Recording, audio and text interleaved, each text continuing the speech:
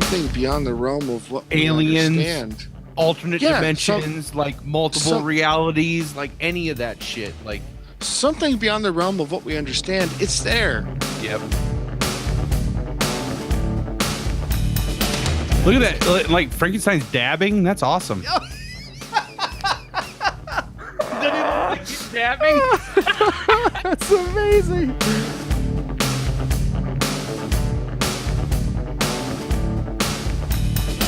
And you get an 80s montage.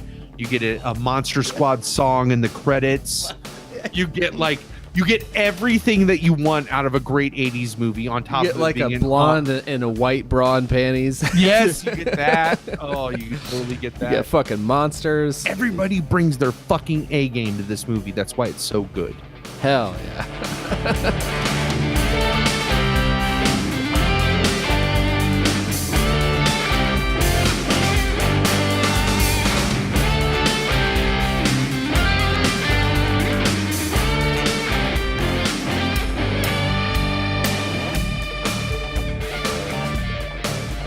Live. Welcome, Long Walkers, to Long Walk Short Drink episode 46.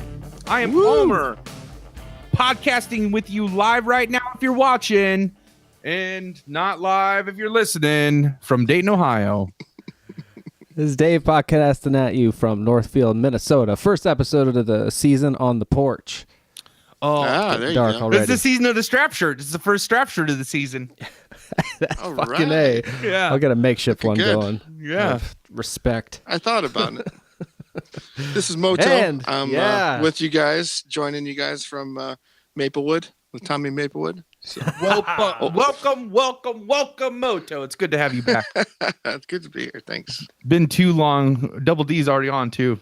That's All good. right. Yeah. We sorry Double D, and for just our audience's edification, we if you watched or listened to our last show, 45 Dude Therapy, in which Palmer and I just had, I couldn't think of anything better to call it because we just were trying to process so much and we're like dealing with so much just like frustration and anger and despair. Yeah. We were doing that for about an hour off air, and we didn't want you to have to hear the same thing twice, but like less fun and more sad. So we're going to talk our way into a good mood. But Right. Double D, thank you for hanging in there with us. Yeah. Oh, Thank yeah. you so To much. all our listeners for listening. Yeah. We're going to have a monster mash today. Oh my You gosh. did It's that gonna, match. it's gonna be so awesome. Monster. Uh, Monster mash. so we were talking about how we watch them. So Moto watched a crop version on YouTube. Let's just say for in case for everyone. So if you're watching on YouTube, you can see me hold up the VHS of Monster Squad from 1987 and My Pet Monster the movie from 1986. Yeah. We're going to be talking about these two gems. Yes. That we teased on the last show as well. So, and for those of you who did not listen to Colt 45, Long Walk Short Drink Colt 45, Dave and I really started after Dude Therapy. It kind of just led to this, like, what are our comfort food movies? And we started talking about like our favorite kids movies, like the movies that we love to watch. We've talked a lot about the adult movies that we watched as kids because we can still relate to them now as adults. But then we started talking about these kids movies that just have a soft spot in our heart. And we, even though like they might not relate to us as much as something else that we shouldn't have watched when we were younger, now as an adult, they still mean something to us. And we discovered that all three of us kind of had a soft spot for the My Pet Monster movie, which I thought I was the only one that ever knew that movie existed. Like, Yeah, me too. man. I've never talked about that with another person other than I guess Moto. But Yeah. Yeah, I was gonna say Dave's my brother, so I knew about it and Right. loved it. And it's very nostalgic. It's just like Oh, it's like watching so Michael good. Jackson. The one where he's like, Moonwalker? all the different videos, the rabbit, and he turns into a roller coaster and Yep. claymation. That's so weird. Yeah, that's Yeah, it weird. is. I still will pull overboard and get your ticket right. I still love it. I just Yeah, that's a great pull. Like the claymation, like what is that? A donkey? Yeah. What is that? It's a rabbit. Or it's a Oh, a dog. rabbit. Sorry. Michael so Jackson crazy. voice. I used to have I remember having a pretty, I mean, for as silly a topic as this was, a real stern disagreement with Star about whether or not he turned into I think it was whether or not he turned into, I can't remember if it's like he turned into a car or he turned into a giant robot at the end of Moonwalker. Both. And she's like, absolutely not. Up to one of those. I can't remember which one she disagreed with. I was like, of course he did. It's crazy, yes, but it happened. She's like, no. Somehow or other, this is sort of pre-internet. Pre-ubiquitous internet, pre-YouTube. So I think I had to like show her a VHS or something. Yeah, I know Moonwalker more from the arcade game Moonwalker. I played that like more than the movie, and there's a point where you are Michael in that game. It's almost like a bird's eye view type game where you're looking down at one point, and you are literally Michael Jackson dancing away enemies. It is amazing. Oh my god! And you know how in that movie where in the bar scene he like comes in the white suit, right? And he's like and he like flips the quarter all the way across the bar and it like goes into the jukebox. That happens digitally in the video game. It's so amazing, but there's a point in the game where you can metamorph into the robot and the car simultaneously during the game. Like, whoa. It's awesome. Which gaming system? Like you're arcade, like an actual stand-up, an actual game. Okay. Yeah. Wow. Yeah. I can picture that somewhere. Did you have that, Paul? Oh no. I've never owned a stand-up arcade. I would love to, but no. I don't know why I can picture that game. Like I don't think I've ever played it, but I can sort of see it clearly somewhere. Well, it's also because it's the VHS box art was the cabinet art almost. Like they were almost exactly the same. The side of the cabinet was almost the same as the VHS box art for it, and it was, whew, man, was that a fun game. Pull overboard, get your ticket. It was like all Michael Jackson music was the soundtrack, and you got to play as Michael Jackson, and like, oh man, is it badass. So cool. If you're ever in a classic arcade and you see Moonwalker, seriously dump $5 in that game. It's totally worth it. Someday I'll post a picture because I think there's no way this is all coming from my mind. I can picture a picture, but I can't place it of that game. Yeah. To where it was in my, it's still in my life in a photo album someplace. But I'm so jealous of you that you played it like this. It was one of those things that I played that when I was like littler. Maybe at like a Geauga Lake or something, because when we were kids and you would go to Geauga Lake or Cedar Point, there was always like 4 arcades. Do you remember that? Like, yeah, they're like open stations. They're open on each side. You kind of walk through. And but they were all arcade games in there. On top of it being an amusement park, there was all arcade games. And I think the first time I stumbled upon it was something like that, like a fair or something. And it was there, and I remember playing it and thinking, like, this is the greatest game ever. So then, throughout my life, every time that I would go to arcades and I would see, and they would happen to have Moonwalker, I'd be like, "Yep, we're playing that. I know we're gonna dump some quarters in that." So, Chubbs did take me to one of those places in Columbus where you just, if you're over 21, you get in. There's no cover charge. You can buy beer and alcohol, and then arcade is free, and then all on free the pinball's like. The pinball was 50 cents up to $1. Depending on the game, but it's a good time. I'm glad he took me out. It was fun. Oh yeah, no, that 16-bit bar. That's great. They put one of those in Cleveland now too. A 16-bit bar, and it's a great idea. There's one down here called DK Effect in Dayton. They do tokens though. It's not on free play. So you buy a beer and then they give you a cup of tokens, and they worked it out so like. You run out of tokens just before you finish your beer. So you're like, oh, I got to finish this beer to get more tokens. It's like really, it's really slick how they did it. I like 16-bit bar better because it's all on free play. The pinball machines, they still like, and no matter where you go, you'll never find a free play pinball machine in public. And I used to think it was because there was still like old laws because they had banned pinball for so long that there was like a stigma on why they couldn't make it free. But I think it's just because they're like to pay for maintenance because owning a pinball machine now, like I know, like it's like a car. It needs tuned up regularly, like with It's play. crazy. Yeah. Yeah, absolutely. So, which you've been working on some more videos, right? yeah, that's coming along. I want to get a bank of those up before I start putting those out, but those are moving along. And I mean, let's just talk about these movies, but I want to let's also crack a beer. Let's crack a beer first. And while we're doing that, because Double D, he called me and left me this awesome voicemail where he was like, listen, I'm on my like third time listening to episode 45. And I know. And it just came out on Tuesday. Oh my God. Yeah. Didn't that just come out on Tuesday, or did it come out last Tuesday? Last Tuesday. Yeah. But still, that's a long episode. That's a lot. He is the patron saint of long short drink. He is getting like the Fitbit success at the end. Like, yeah, he's winning. He's the 15 more steps at midnight. Yeah, he's doing it. But he's like, I have this great. Hearts on fire. Yeah. So awesome. If I can't play it, I'll sing it. That's right.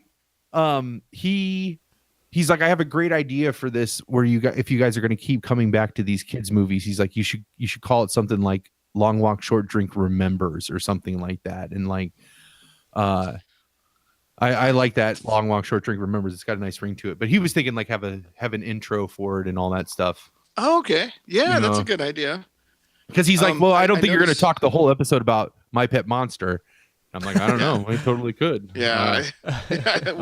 So crazy fools. I noticed their family home entertainment, high top videos. High top video. Yep. Yes. I remember the Turtles were family home entertainment. Oh, that's right. I was trying to think what else was that. I remember watching those a lot. I think the the cartoon. Yeah. The like VHS copies of the Teenage Mutant Ninja distributed Turtles. the VHS. Yeah. Yeah. Yeah. So like when I saw that logo, it's like, yeah. Oh man, that's classic. Well, the YouTube, because I did watch My Pet Monster on YouTube. The one I watched it was like the opening commercials that would have been on the VHS of the movie at the beginning of the movie of the YouTube video.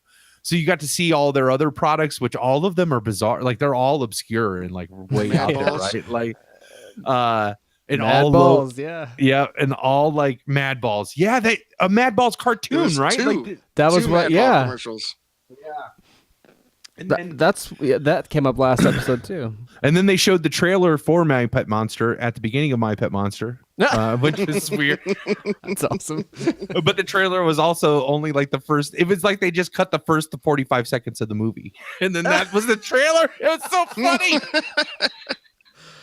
Really padding out that VHS because it was like a 60-minute movie. Yeah. All right, let's crack a beer and then we'll get talking about these. Yeah, what you got there? This is Death Before Disco Porter by Left Hand. It's really good. It looks interesting and it sounds delicious. Yeah, and I like Left Hand Brewery a lot. Their milk stout is really good. Don't they make a Left Hand milk stout or whatever? Oh yeah, that's the one you pour hard where you turn it completely upside down in a bottle. That's tasty too. Yep. Ooh. And so this Very is nice. One of their porters, and the can is gorgeous. So yeah, I caught my eye right away. Yep. I got something interesting too. I've not had this before. I'm a sucker for packaging. This is so I drink the Surly Furious. This is the Surly Brewery, who like Great Lakes has a lot of different brews, and this is their First Avenue beer. Which First Avenue is the famous music venue in Minneapolis. Oh, gotcha. Prince's, yeah. Yeah, the club in the club that's in Purple Rain, and it is a very cool place. And I played the smaller room there, but that was exciting nonetheless. Awesome. And so this is the newly released. Just caught my eye. I think it's just I don't know what kind of beer. I think it's just like a lager. Yeah, lager-ish. I think IPA, they call it something better. Probably hoppy a little bit. I think it is. I think you're right. I think it's some kind of lager, golden ale, classic style golden ale. So I don't think I'm gonna love it. It could have a little bit of hops in it though. Usually the ales have like they have that like taste of becoming an IPA sometimes on the ales. So I hope so. I really just bought it because I like the idea of it. No, absolutely. Moto, what are you drinking? Oh, I'm drinking this delicate Natty Daddy. It's comes from your local gas station, and That's it's awesome. really cheap and gets you really buzzed. Yeah, 8.6. Jesus. I have Well, they two, didn't two have award winners in my okay, so don't worry. Yeah. You know what I've been doing lately with these is I saw the Coronas, like every time a Corona gets its lime, and I looked at my beer and I'm like, we got limes. Yeah. So I started putting some lime in there, and it does help. Like, Absolutely. you know how salt helps. Yep. But just been going with the lime, and it really spices up my natty daddy pretty good. Awesome. Nice. Well, let's crack these open on 3. Hell what yeah. do you think, huh? All right. 1, Sounds good. Ready. 2, 3. Oh, I don't know why I actually counted, huh? That's I know. Grown up. Do whatever you want. My shit has been so fucked up recently where I'm just like, it took me 20 minutes to get set up. I can get set up normally for a show, minus getting the live event started up because you have to put all the description in and everything. Oh. But like getting my setup, like, because I have to clear out my work setup and then I have to put the long walk short drink setup on my desk, right? And so I can usually do that I can do that swap in like 10 minutes. And today I'm just like, I'm plugging HDMI cables into USB why is this going in? And like, just I'm so so discombobulated. It's driving me nuts. Why did I count all 3 of them? That's all right. Fucking stupid. We've literally been doing that for 46 episodes, and that just goes to show all you're dealing with, all we got to overcome here with these 80s classics. So after and then in true long walk fashion, let's get back to so for those who did not listen to Colt 45, we really started having a long conversation about these movies that are just like that they just impacted us as a kid. These obscure movies, these little everybody you call them kid adventure movies. Kid adventure movies was the genre, right? And but they were these ones that were special to us, and so then we found out about My Pet Monster, and so we were like, we should start intermittently in episodes, just focus an episode on one of those movies, right? And we talked about My Pet Monster. Bonded on that, only 50 minutes long, so we're like, well, let's do 2, and we added Monster Squad because those are also one that we all bonded on. So yeah, and Moto was watching live, and he was chiming in on the chat. He's like, I'm in. Yeah, and like, I'm in. And so Moto's here. I should be in on these. Yeah, I want to read just because these come from the age of VHS. I like the language of some of these, just as our intro, what they are. Again, they're pretty short too. So I'm going to read the back of the box for My Pet Monster. And it's sometimes a little brother can act just a little monster, but Melanie and Rod don't have that problem. Their brother Max is a monster. Max hasn't been himself lately. While visiting a museum, he fell under the spell of a mysterious monster statue. And now every time he gets hungry, he temporarily turns into a shaggy blue monster. But that's when all the fun begins. Go wild over this delightful live action adventure. Color 60 minutes, starring Sonny something Thrasher, Allison Court, Colin Fox, Yannick Bison, and Mark Parr from High Top fucking Video. I got a little children's sticker on my. Oh, that's so awesome. I would like to know, how did you come to know and love this movie as a child? I loved the My Pet. Because this, first off, there is no ifs, ands, or buts. This movie was made to sell My Pet Monster stuffed animals. Oh yeah, absolutely. Right? Like, I think those existed first before, because I had a My Pet Monster. We did too. Yeah, and I didn't have the original one. I had the football one. Do you guys know what I'm talking about? Like, oh, maybe. He had yes, I do. He had a helmet and a jersey, and then his handcuffs. Oh my god! Yeah, I vaguely remember that. Yeah. There's like 4 different kinds. I was looking it up. Yeah. Oh, really? Oh, that's so. I had the football one, and I thought it was the most. He was great because it was a monster. First off, and it had that really knobby nose, that like really hard Yeah. plastic nose and teeth. But like you could lay on his belly like a pillow, right? Like and not have to, just like that. Here, talk. Yeah, Dave, you can see on the YouTube video. Yeah, you can see the nose on the back of the video box. Actually, both the front and back of the box are not the monster from the movie, but the toy. yeah, the actual toy. Yeah. Nice. I especially enjoyed beating the shit out of mine. Yeah. yeah. I'm ripping a video right now from our home. Like I was thinking about this. I'm like, wait, I want to show that because this is one of the, I don't have it at the ready now, but it'll be ready to share with the episode or possibly even watch after a break. Where Moto was 5 or something. This is like one of the best things I've ever seen in life. Certainly one of his top like 10 moments. It's like I as a human. It's this clip. So it's My Pet Monster related in that My Pet Monster is his most common opponent in this, but it's 1988, I think, or possibly 87, and fall 87, and we're as a family got this new video camera and we're playing around all in this one room. My sister's a baby, which I think was the main reason why they had the video camera out.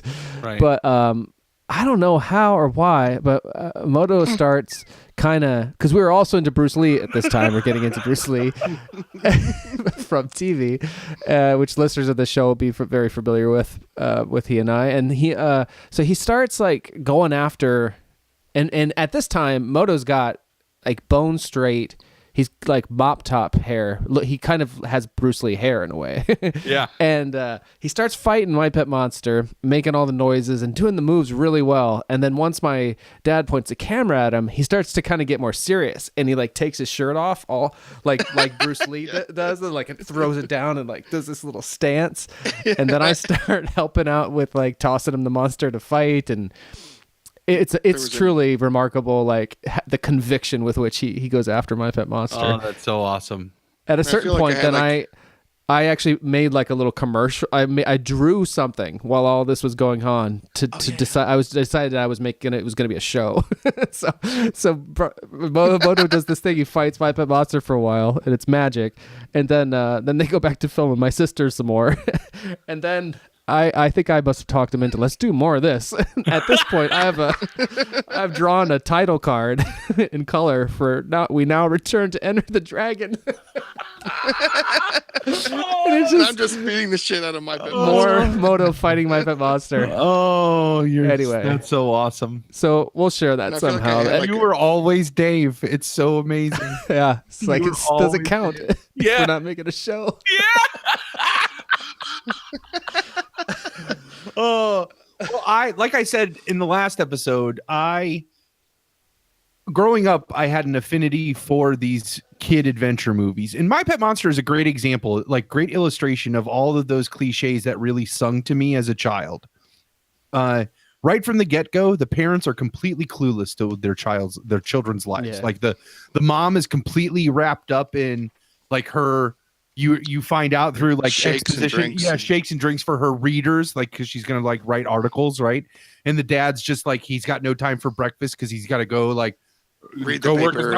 read the paper and work his 9 to 5, right? Because he's running late. And it's like in the Goonies, the parents were wrapped up with trying to save their house, and in E.T., like the mom's trying to deal with like recovering from a divorce, and Explorers, like all of the kids just come from like distant parents, and Monster Squad, like those parents are on the verge of a divorce, and so like they're wrapped up in their own shit, and that's all a metaphor for like these kids have these like distant parents, so they have to make up their adventures, right? And so they stumble upon these adventures, and I was this kid who just those sung to me because I was a kid that like. I was 10 years younger than my next sibling, so I was a baby. My mom was a single parent. I didn't get to go out and do a lot of things because she was working so fucking much. And so like I got to escape through those kids escaping from their shitty situations while they went and had adventures. That's why those movies sung to me, And so my cousin, which she was my mom's age, but a cousin because my mom came from a huge family. But they had, at the time, had a giant video collection because they couldn't get cable. So she would just buy movies all the time. And like in the 80s, and Dave, you could probably sing to this too. A lot of people, especially kids nowadays, aren't going to really know, but it used to, because now a movie comes out and you can get it for $15. Some movies, if they didn't make enough at the box office, would charge $100, or conversely, if they did make enough at the box office, one VHS would be $100, like to buy that one movie, right? Oh yeah. There was a term for it. I can't remember what it was. But like Disney movies would come out at that retail like $19.99 sort of price. Right.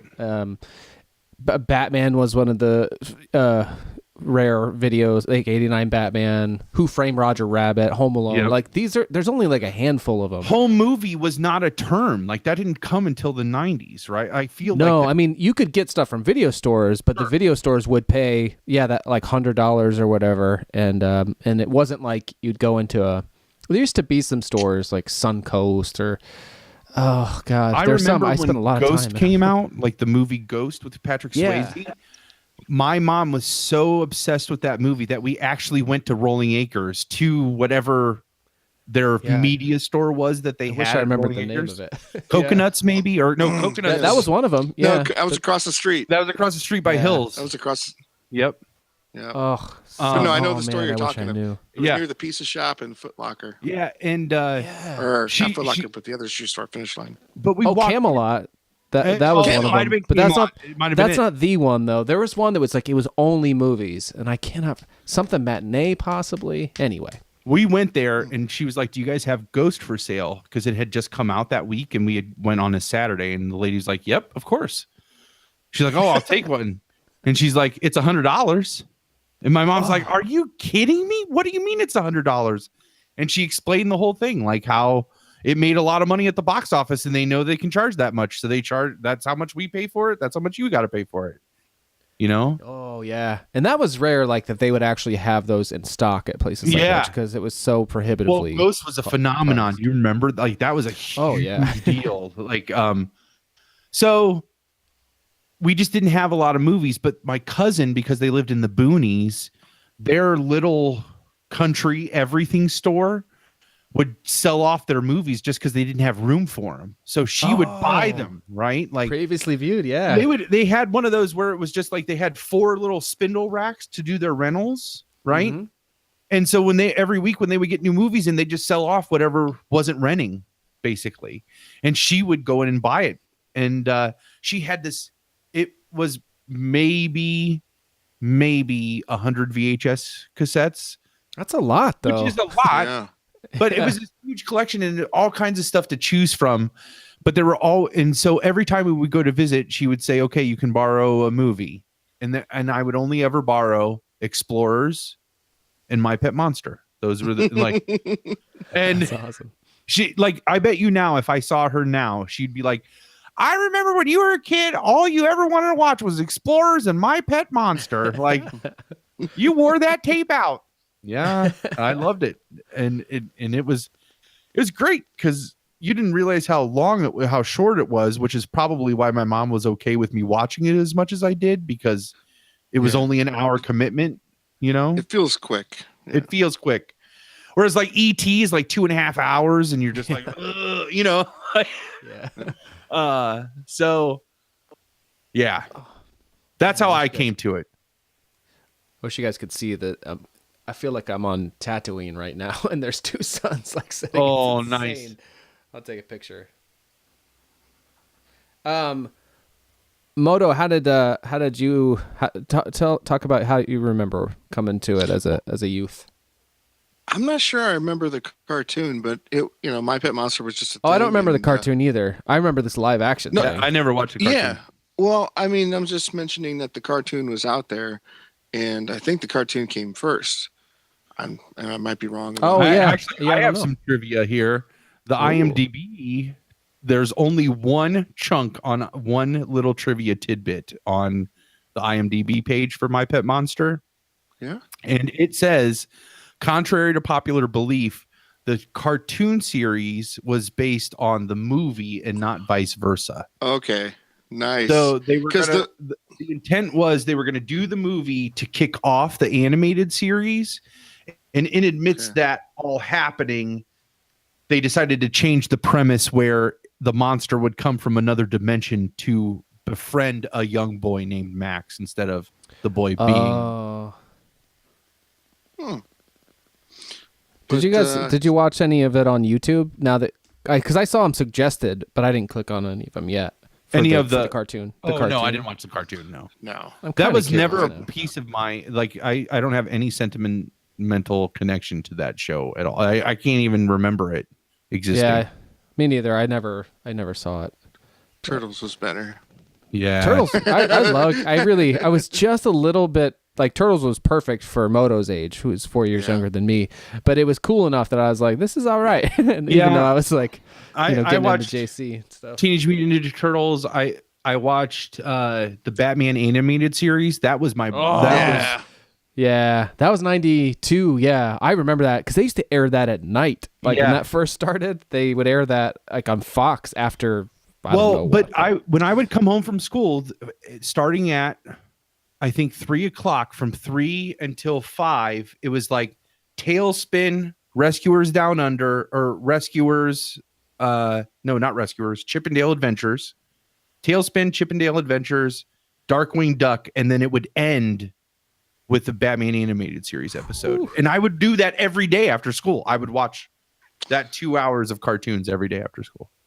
I can remember days like that. Those are good days. And I would draw. Yeah. Do my homework and watch those shows. Yeah. Dave's being a photographer over there. I'm going to tweet this out. My view right now is beautiful. I got the Star Wars. It's first show on the porch. We're talking My Pet Monster. I got my boys on the screen. I got an amazing sunset in the distance. I can't focus. It's too much goodness. When did go ahead, Moto. Oh, go ahead. No, I was just going to say that My Pet Monster, whenever I saw it, I think I was even, of course, younger, but just captured your imagination and like, you get lost for an hour. Yeah. And it was a fun get lost, like, place to be in.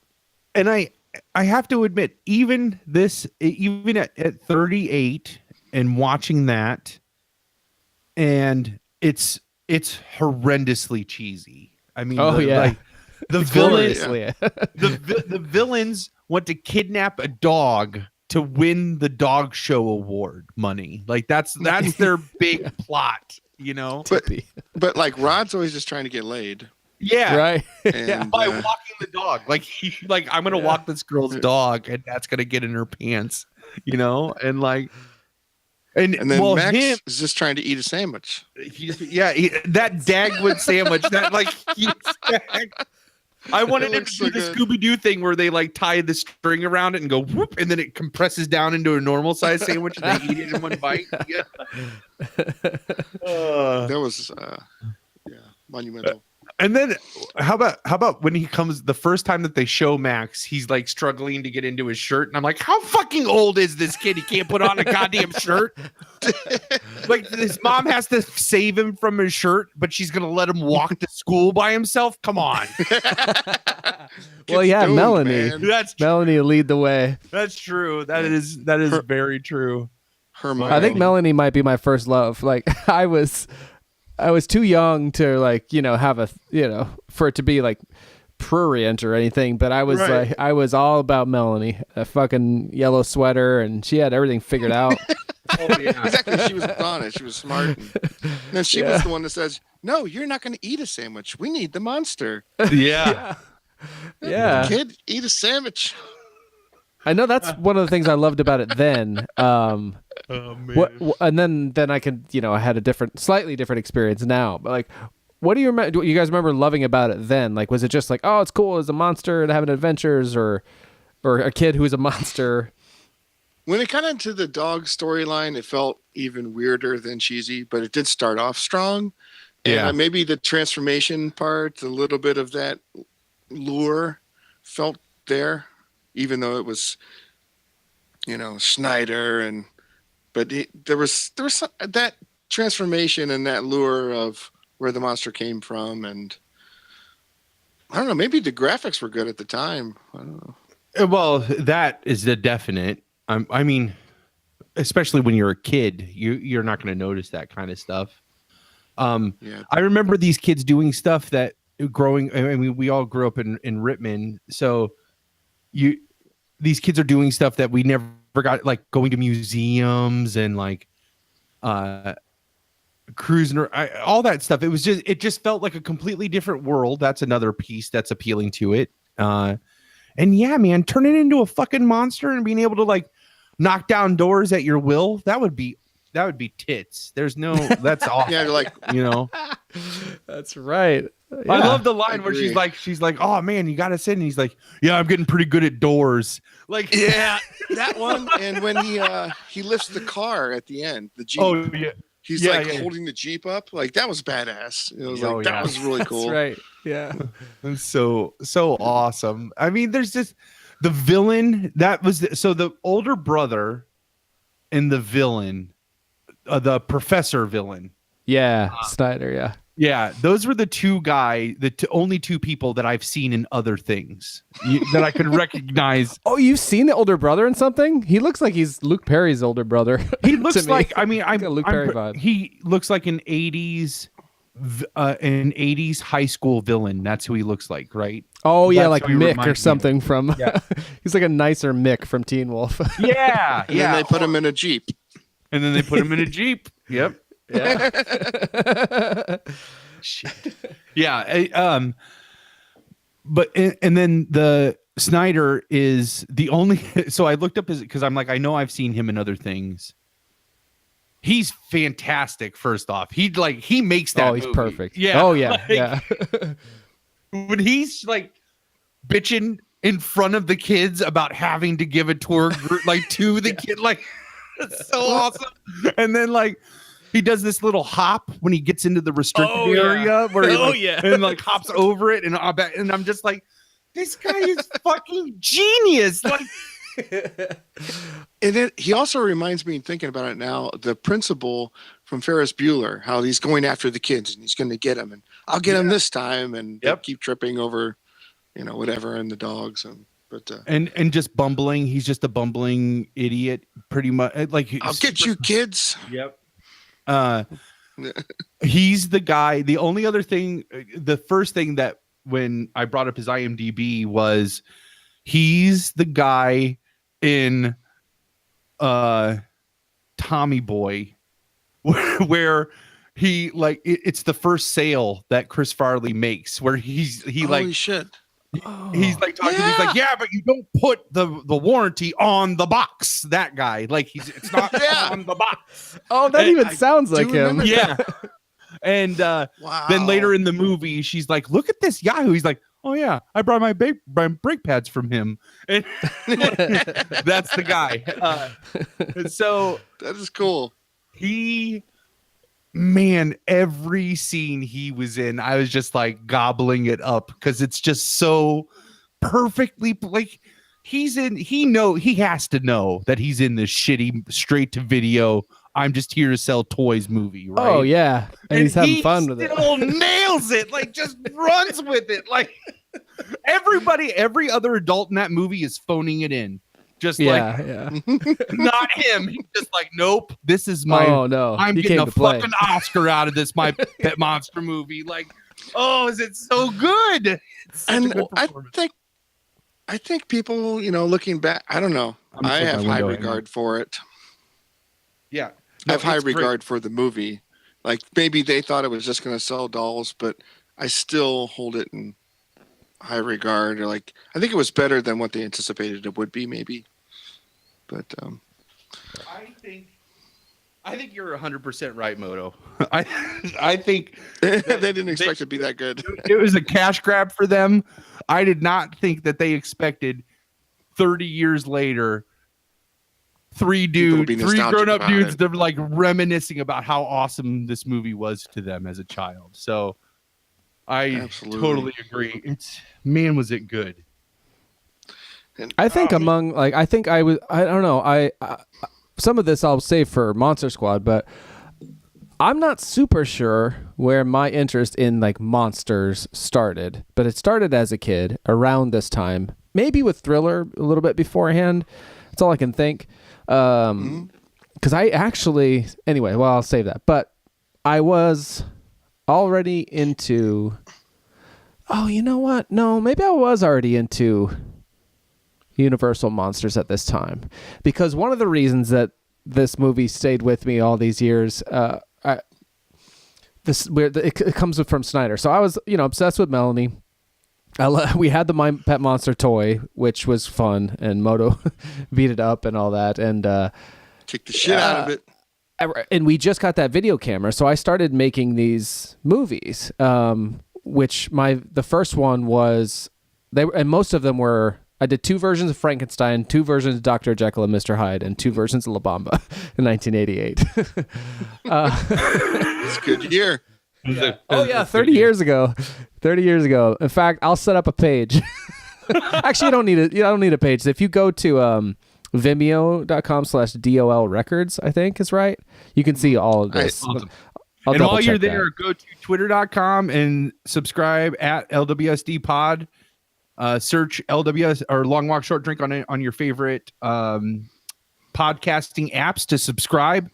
Here, if you're hearing this, go to YouTube, subscribe on YouTube, ring the bell, because we record all of our sessions live via YouTube live streaming, and then edit those down into our podcast episodes so you can get the whole conversation live and interact with us on the YouTube channel. What's left? Oh, and go to audibletrial.com/LWSD to sign up for your free Audible trial and free audiobook. Download. Yeah. I just finished Roadwork finally, which I would recommend by Stephen King. I am plodding my way through Blood Meridian, which I would highly recommend. That's so cool. It is just like fucking Cormac McCarthy. I forgot Cormac McCarthy is like so just rip your fucking heart out. Like it's just like so brutal. It's like getting skull fucked. Like that's what reading a Cormac That's got to be on the book. Dust Jacket for the. It's like any of his books are like that. Like because No Country for Old Men was based off that movie was based off of the novel of the same title by him, and that is brutal. The Road is one of the most brutal books I've ever read. This is just so fucking brutal. It's so brutal.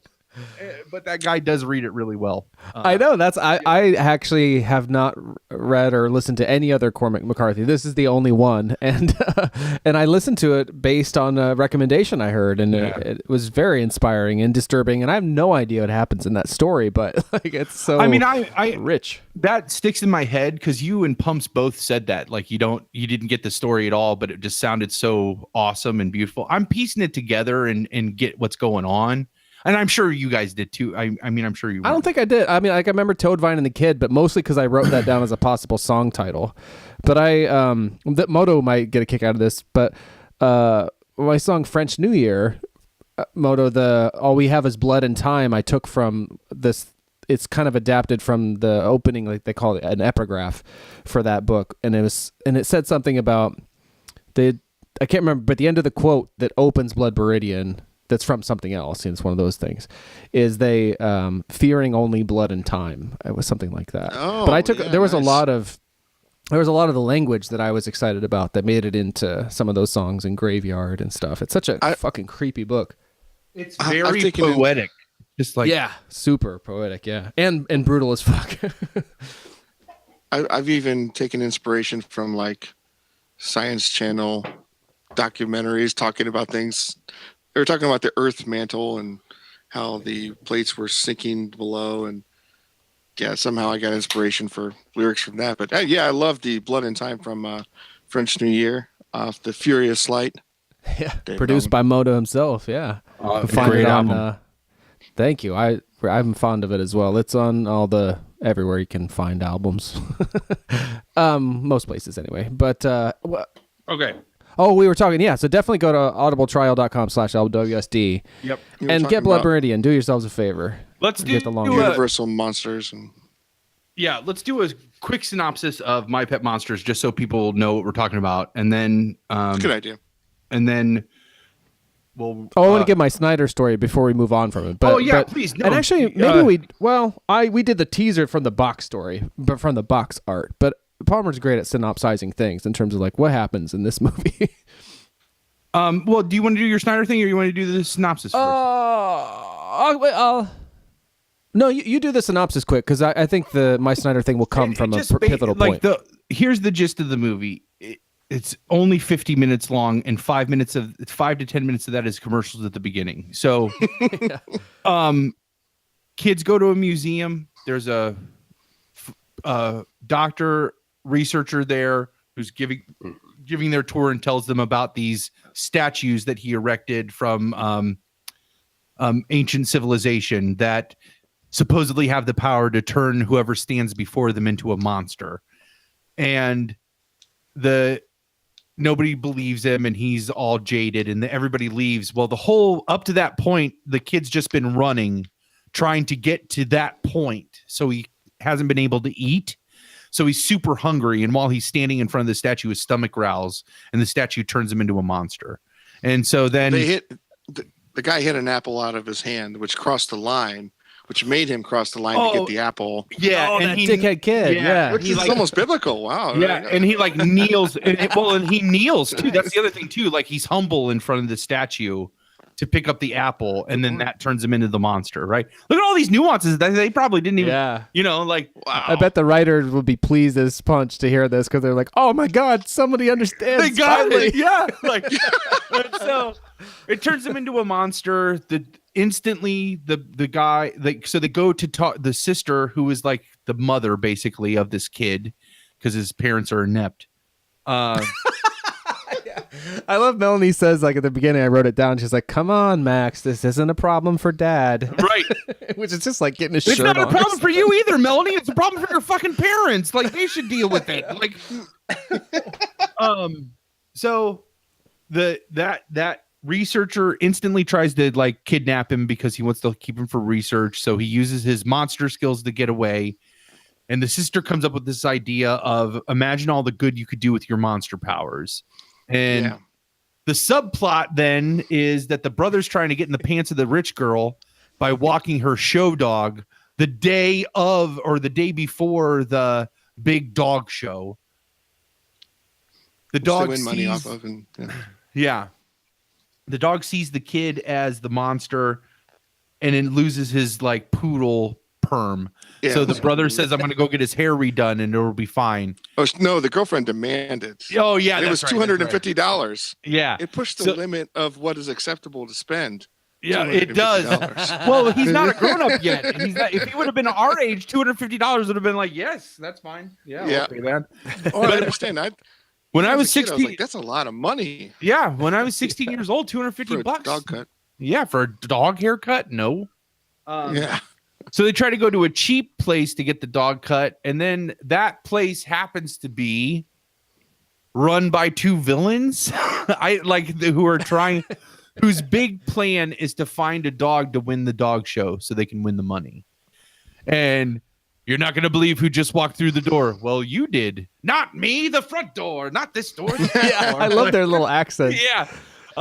We're the wet bandits. Yeah, I know they're basically like the wet bandits. Yeah, from that's Home Alone. exactly it. And their plan is that they're going to steal the show dog, dye its hair pink, and then show it to win the money. And so there's two villains, because there's the museum researcher Snyder, and then these two guys. But this is think of the good that you can do with your monster powers. So this is like his first mission as a monster, is to save this dog. And they end up doing it, and everything's good. But the last scene is like Snyder is in front of he's in front of the statues, and he's like, "Why didn't you choose me? I've dedicated my whole life to you." And just as he finishes his big speech, his stomach growls, and because they realize the hunger is what controls the monster. And because he has to be hungry to turn into the monster. And so Snyder's like, he's like cursing his whole life and regretting all of his choices, and like his stomach growls, and then the statue that he's standing in front of, its eyes light up, and he's about. That's how it goes to black. It ends on a cliffhanger. Like he's about to get to that is probably the biggest travesty of this whole movie as a child was I never got the sequel that I was supposed to get, that they set up perfectly. Yeah, I agree. And maybe that's why they made more monsters. That could be, to sell more. But man, I'm getting hungry. My stomach's feeling, hold on. Uh-oh. Oh my God! Whoa, which one is that? That's not even the one I picture. This is my pet monster. What do you mean? Where did that come from? Can you see it? I'm oh yeah. Oh yeah, we can see it. I see it. He's not blue though. This is Palmer's. This is the one Palmer had. This is Wargort. This came from it's our newest subscriber, Mr. Broadman. He has this in his garage at all times. That's fucking amazing. My God. So his man cave has Wargort, the football player one. Because I looked it up online. He came with the jersey and all that. Because ours was blue. Yeah. Yeah. And I think that's still in the house somewhere. I'm not sure where, but I'm sure we wouldn't have thrown it out completely. I kicked its ass, man. Yeah. Yeah. Tore it to shreds. Burton.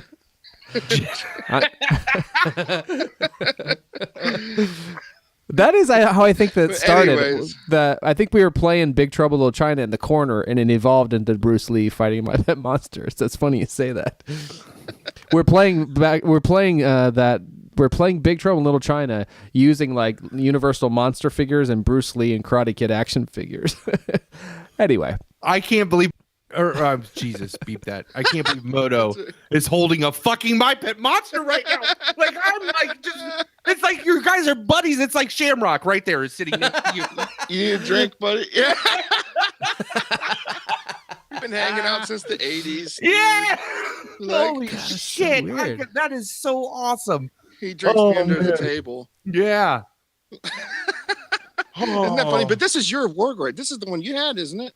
Yeah, it does look like it. I can't remember what color he was because all I can remember is the original blue one. But that has to be, if that was the one that came with the jersey and the football helmet. Yep. Because I know mine had a helmet and a jersey on it.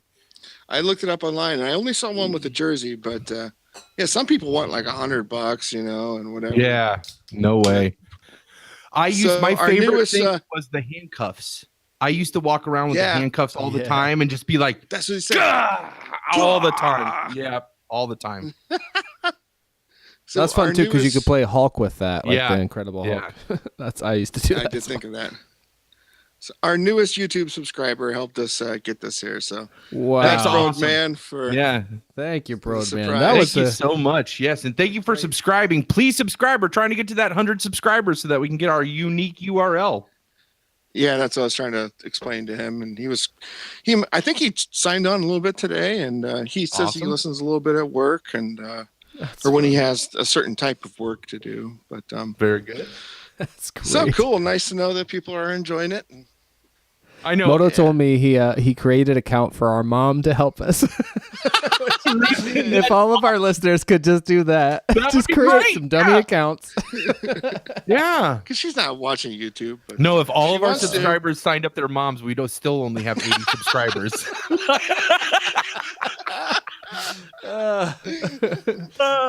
Sign up your moms and your dads, please. Happy Mother's Day. Yeah, put it in a card. It's a perfect present. Perfect Mother's Day present. Like, I created an email address. Subscribe you to a free podcast, and you get a free audiobook.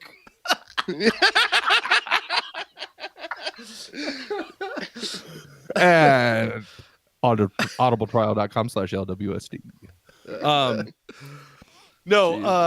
Man, that would be fucking genius. So what's your Snyder? Talk about Snyder, how you came to. So I was trying to remember like how I got into My Pet Monster, and yeah, we had I've talked about how the monster was in the house, and I was getting into monsters with the Universal monsters, Dracula, Frankenstein, Wolfman, that kind of stuff. I was really into it, and I was starting to make these movies on home video, and I had seen I had been able to get a rent in New Hampshire, Frankenstein and Bride of Frankenstein, which I'd only ever like gotten these picture books from the Rittman Library. Yeah. That were they were these orange. They were Crestwood House. They were these orange backed picture books that told. They were just like stills from those 30s and 40s movies with kid friendly text. Gotcha. And so we made Frankenstein based on one of those. Like the credits is me holding up the book to the camera, Awesome. and then me and Moto playing all the parts, and to the point where we're alternating in one scene. Like I think I've talked about this in the show before. So I could be the monster and the mad doctor. Like he and I would literally switch roles mid scene, so no one but me knew what was going on. But so after that, I was into. I loved the book for Dr. Jekyll and Mr. Hyde, which actually was just a book for mad scientists. And in this particular book, they told several different stories, but Dr. Jekyll and Mr. Hyde was one of them. And it used the pictures and the storyline from the 1932 Frederick March version, which is still a fucking magic trick of a movie. Like that movie is incredible. In fact, he was nominated, I think, for an Academy Award. Dr. Jekyll and Mr. Hyde from 1932. Okay. It was actually, that was not a Universal monster movie. It didn't come from the Universal company. I think it was GM or Paramount. I think it was Paramount. Mm-hmm.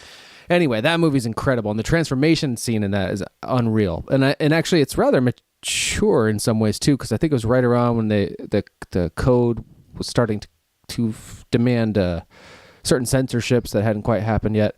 Anyway, I only knew it through this picture book, but I wanted to make a movie of it. And so I didn't have the movie itself to base my actions off of. I've been reading children's versions of the Robert Louis Stevenson story, Dr. Jekyll and Mr. Hyde, and I had this picture book. So in the opening scene of that version and in the one that I was reading, it's Dr. Jekyll giving a lecture about the duality in man. So my version of this that I made in 1988, I'm wearing Karate Kid pajamas. So you see like Ralph Macchio doing the crane kick pose. I'm wearing a white karate like gi open to be a suit coat. Nice.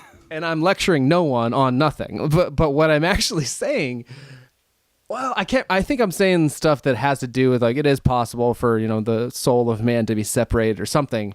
But then I get upset and they go, "Kiddies, quiet! This is no bedtime story. This is fact. I have spent half my life studying this. I don't know what to call it. And now my colleagues think I am crazy. Good night." Basically, all I remembered in my improvisation from the Snyder speech. Oh, that's awesome. When I saw that a couple weeks ago when I watched this, I was like, oh, shit. That's why I said that. Yeah. And I realized how many lines in this movie, like were just like burnt into my brain from watching it a billion times. I think I'm going to actually post to our Twitter, because that's such a short segment. I'm going to do a side-by-side. Because, it's 4-3, like a square. Yeah. So it'll be me and Snyder, like, going at the same time. That's awesome. Yes, please. Anyway, that's what I was thinking about. But, yeah, we used to watch the shit out of this movie. We got it from Giant Eagle always. That was what I think where we were always renting it from. And you know what's so funny is like you watch this now and you're like, this is just a to sell toys. And you rented it. Can you imagine how much your poor parents probably spent on that 50-minute long movie? Yeah. But those are the days of like dollar rentals. I mean, there's probably but with like inflation, that could be bucks. like $5. Yeah, like yeah. They were always dedicated to our happiness, I think. But and how ridiculous it may get. But the other thing is to just like say, "Hey kids, watch this. I'm going to go do something else." I'm sure. Yeah. And, that probably work too. That's true. I mean, it's a dollar babysitter, right? But those were also the days where like you rented it and it was like, okay, it's got to come back tomorrow. See you tomorrow. Gas money. Like, yep. You didn't think about gas money so much back then. Yeah, I mean, honestly, it's a fantastic movie. Snyder was fucking, just a brilliant performance in there. But he's committed. That's about all I got on a 50-minute long. Oh yeah. You know, let's move on. Let's you want to take a pee break and then Sure. we'll come back and we'll talk Monster Squad. How's that? Fucking A. Yes. All right, man.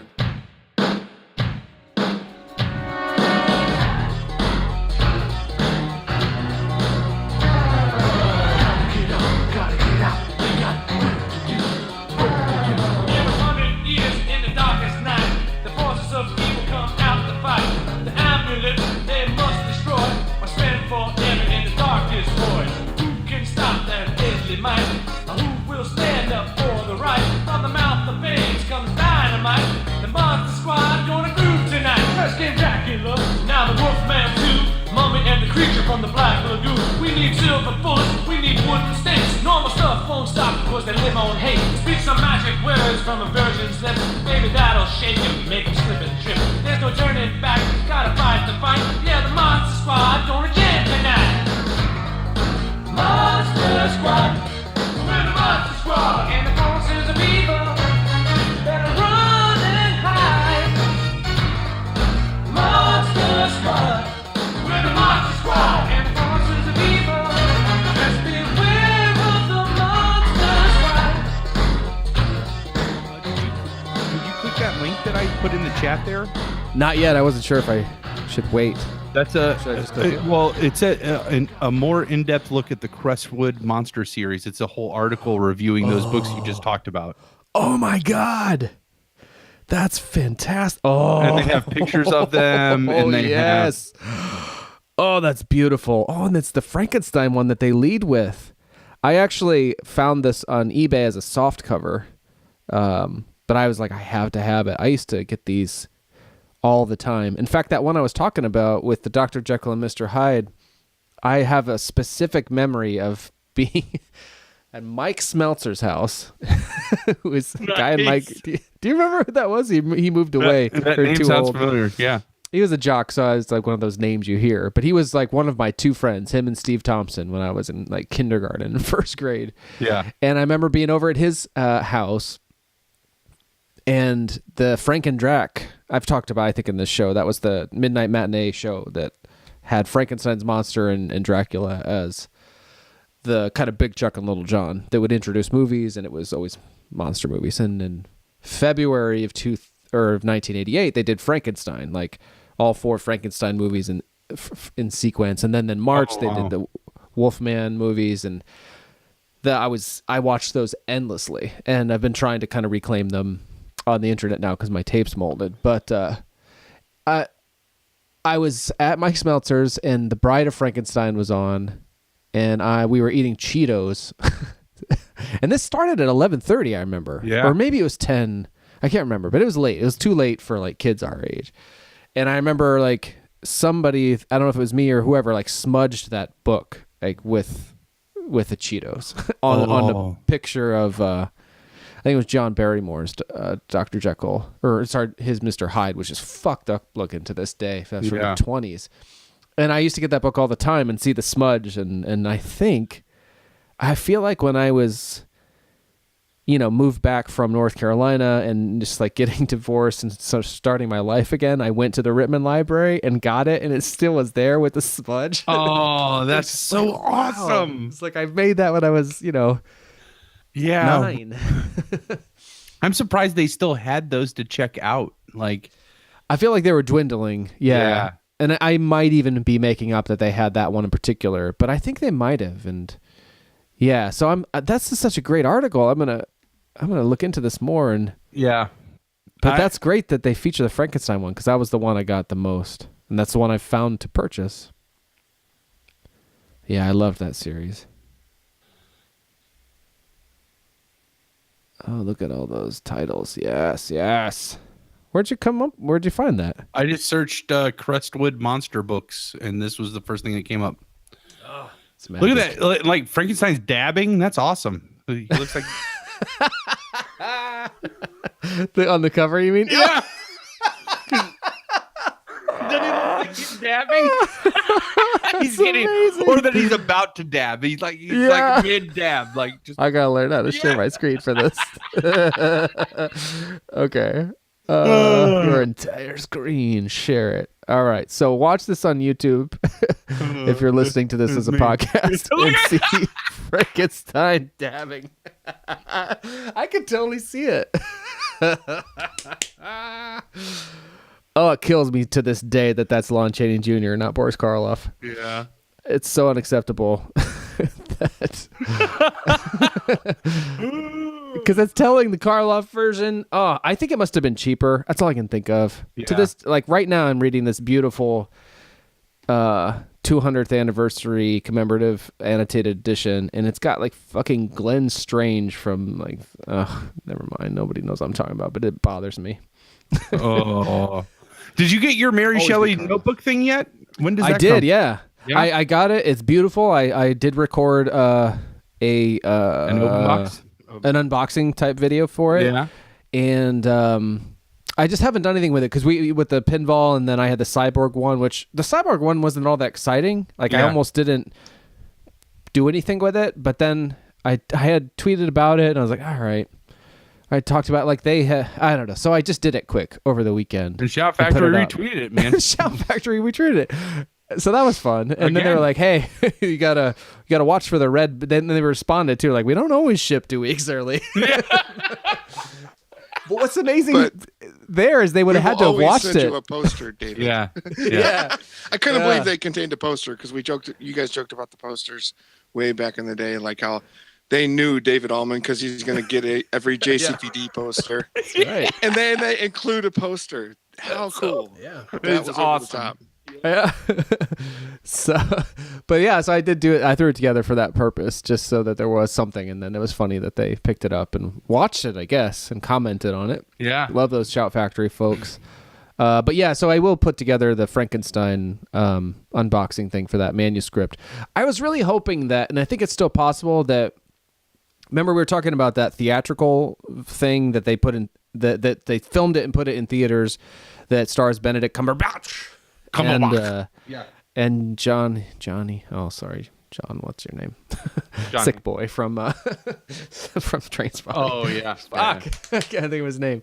But in the alternating roles. So I was hoping, because you sounded interested to see that, I would want to see it, that we could on this 200th anniversary of the publication of Frankenstein be able to catch that in theaters. I feel like in the fall, and so I might ramp up the Frankenstein action then, or to do a Frankenstein episode around that time based around those performances, if we're able to see them. I don't know if we will be.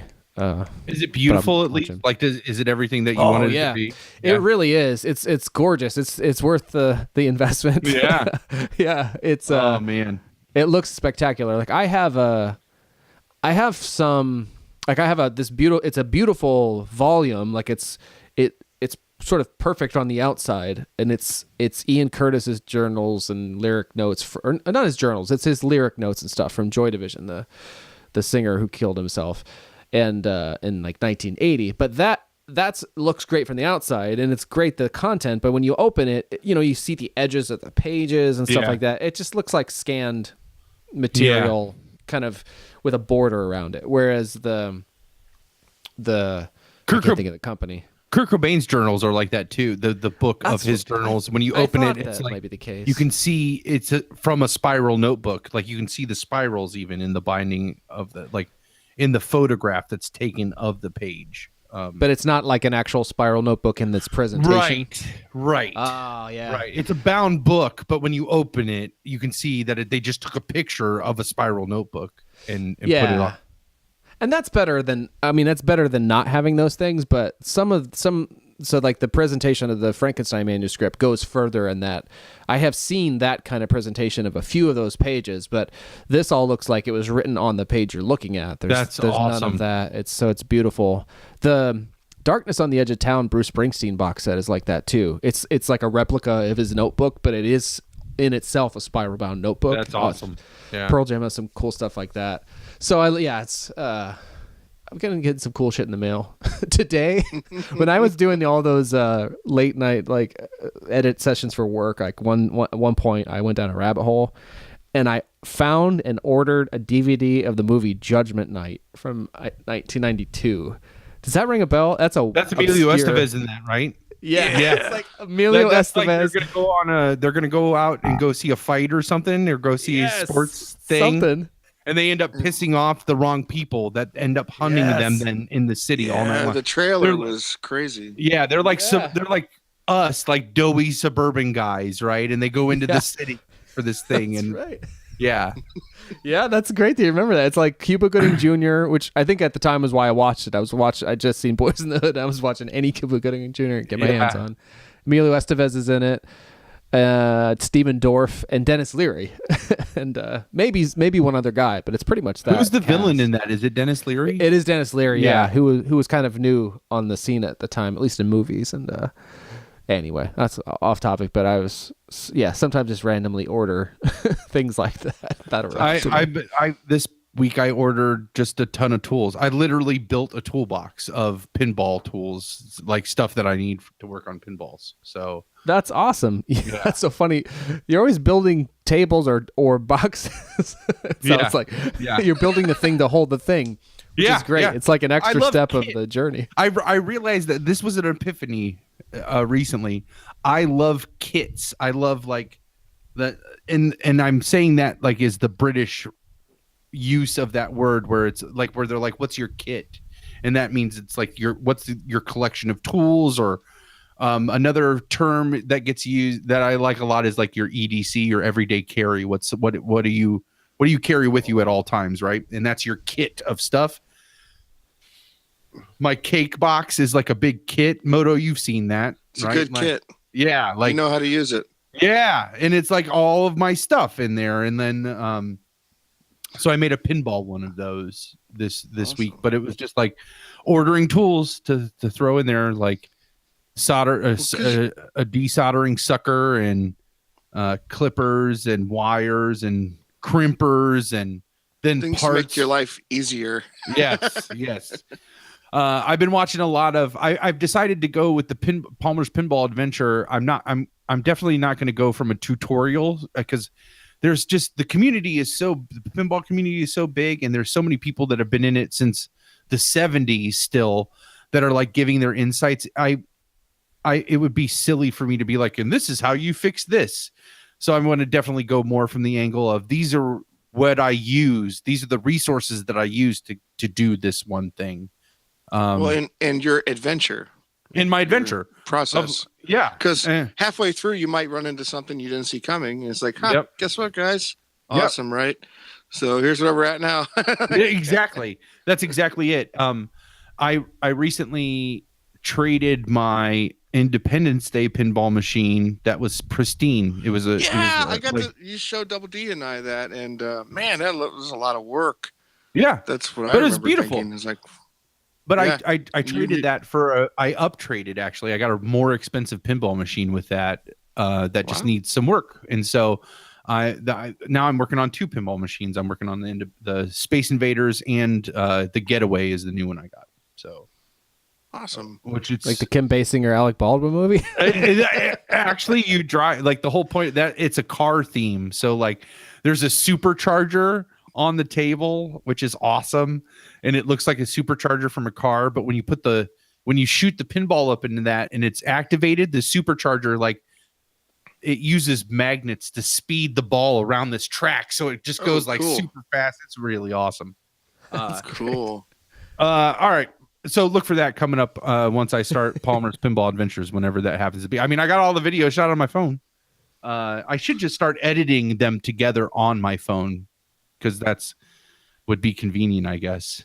But that's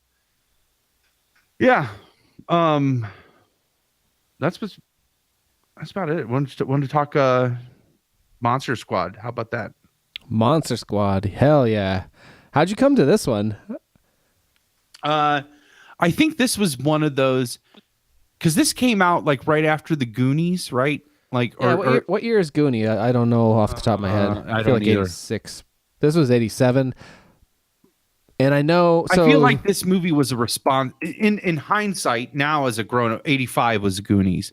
I feel like Monster Squad was almost like a response to the Goonies, like and using Universal monsters. Yes, Yeah, like just trying to capture that thing, which was great because it helped create this like kid adventure genre in the 80s and 90s that existed. And they still could be happening, but I just don't know. You just don't see like kids getting turned into monsters or finding pirate ships or flying into space, like building spaceships and flying to space. Like you just don't see that kind of adventure movies anymore. I don't know, for kids. I feel like Ready Player One is as close as you get to that these days, and I think that's how we ended up there. The reboot of Pete's Dragon was pretty good. That was a pretty good kid adventure movie. I guess they still do that. I don't know what I'm talking about. They just don't. The group of kids thing though was that was like a thing for a while, and I don't feel like that's something we see a lot. Which is funny because I'm not sure. Well, okay. I have just a little tidbit because I always thought that too, of the Goonies thing. Like this is the response to Goonies to cash in on that. Yeah. And I bet that's how it got made. But what I learned from the commentary, I listened to 2 commentaries. That's awesome. And watched a bunch, like a hour and a half behind the scenes. What I learned though was the guy that made and wrote or co-wrote, the co-writer and director of Monster Squad, Fred Decker, said that he was a big Universal Monsters fan as a kid, and yeah, he only mentioned the Goonies thing one time. He's like that actually wasn't. He's like, I could see how people would think that, but that just didn't happen to be the case. It came from this other series of events, and basically he was a fan of the Universal monster movies and the like things like the Little Rascals. So his idea was, what if in particular Abbott and Costello meet Frankenstein, which, as much as I talk about loving those movies, I didn't see Abbott and Costello meet Frankenstein until I was in my mid to late 20s. So and that is considered in the Frankenstein canon of those films, right? Yeah. I think so. Because you have Boris Karloff had not played. Oh, no, he didn't. I thought maybe he came back and played the monster for that, but he didn't. It was Glenn Strange, who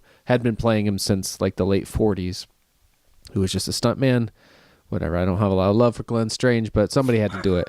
But Lugosi was Dracula, right, which is awesome, and that hadn't happened in a while. And Lon Chaney Jr. was the Wolfman, so that's important.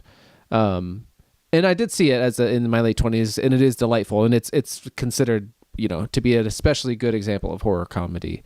Awesome. But so this guy Fred Decker, he wanted to make like the Little Rascals meet the monsters, basically. Yeah. And that's where that kind of came from.